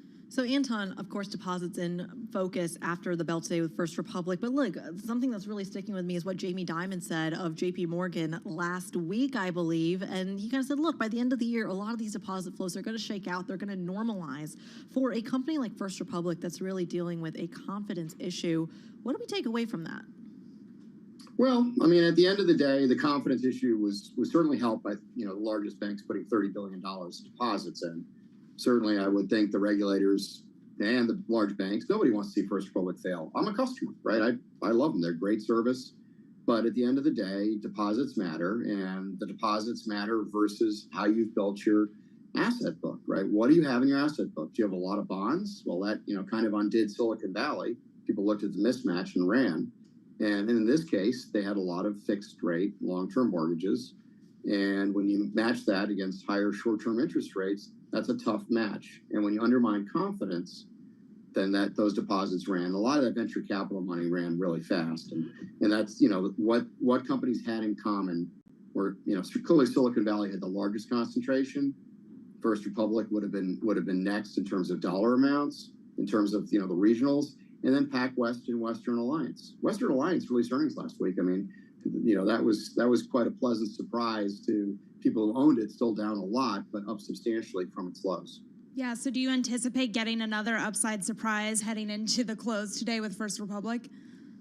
I mean, it's absolutely, you know, binary the way the stock reacts, but I certainly think that confidence has been restored with that $3 billion of inflow. And clearly they've been reaching out to customers and finding ways to diversify deposits. There are all sorts of programs out there that help diversify deposits. And of course, what else is important is everybody talks about 250,000. Well, if you have an account with your spouse, or if you have an account with your spouse and your two children, well, that's 250 a person. So that's $1 million right there. So, you know, clearly, I think some of that money is going to come back. I think some of the confidence will be back. We want to resolve that company. It's a very good company. But yeah, the outcome's going to be binary tonight. 34% short interest. So clearly you could have a very large move in that stock. Anton, get a little nerdy with me here, if you will. When we're looking at price to book ratios for some of these regional banks, what is so striking to me is that they have fallen far below that key one level. And for our non-stock audience around the world, when it falls below one, it is kind of this glaring buy signal, and it has been for a lot of these companies. Why is it not just a no-brainer to share buybacks for a lot of these regional banks? You're worried about a confidence issue. You're worried about your stock losing all this kind of value. Why not deploy that cash? Well, I mean, that's a brilliant observation. You get high honor marks for me, being nerdy. Hire me, Anton. I might.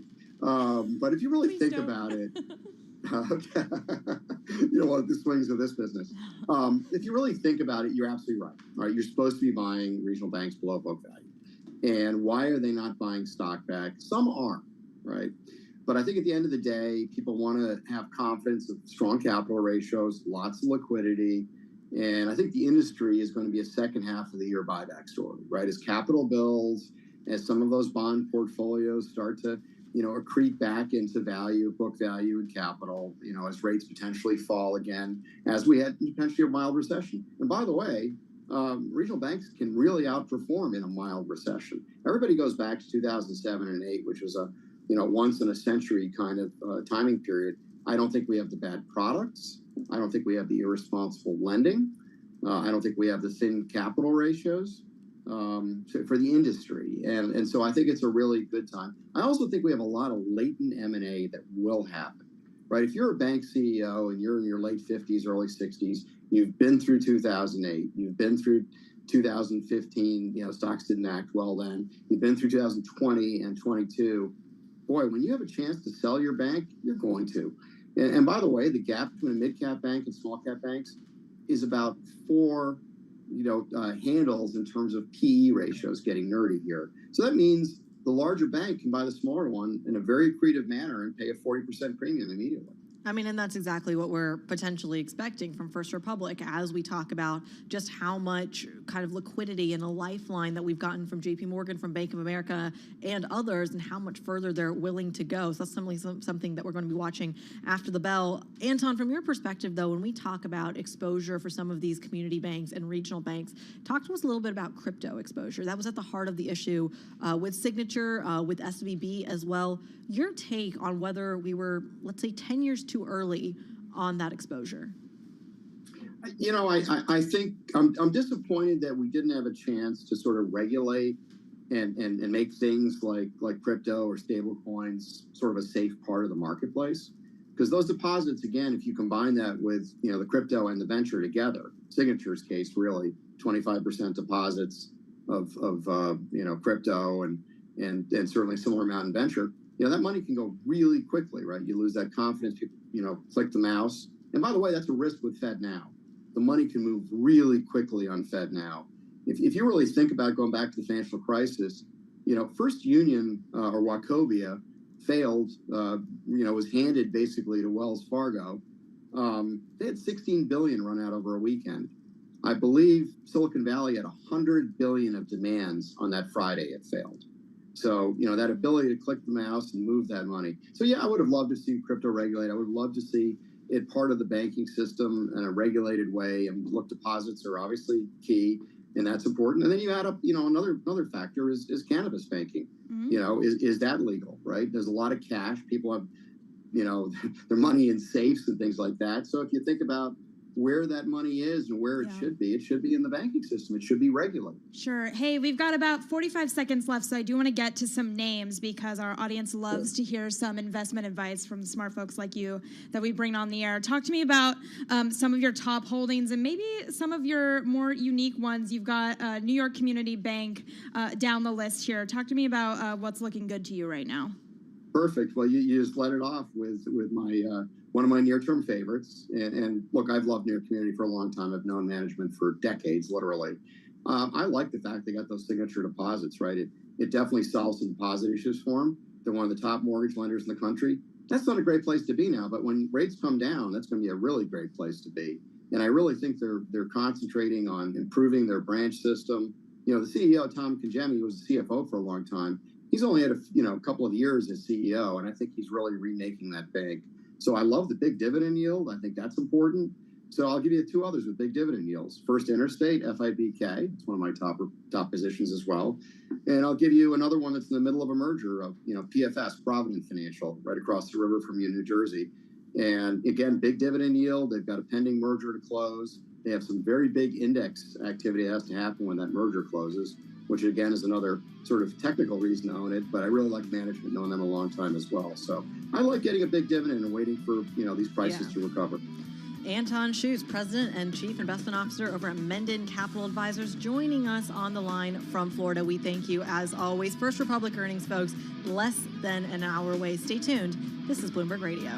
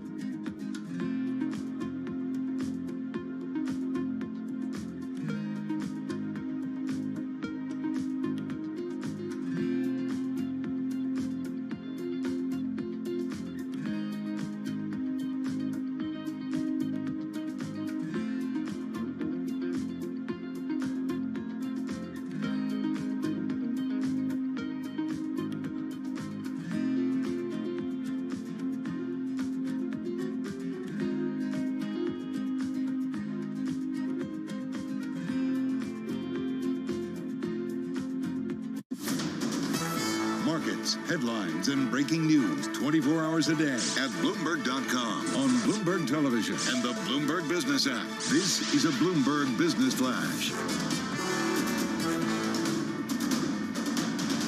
It's 3:21 on Wall Street. We do check markets all day long here at Bloomberg. We have got the Dow, the S&P. They are both higher, but NASDAQ on the minus side. Just about 39 minutes to go ahead of the closing bell on Wall Street. Bottom line here, we've got equities drifting at the start of a week that is absolutely packed with corporate earnings and economic data. S&P right now, little changed, higher by 1 point. The Dow up 50 points. That is a gain of just about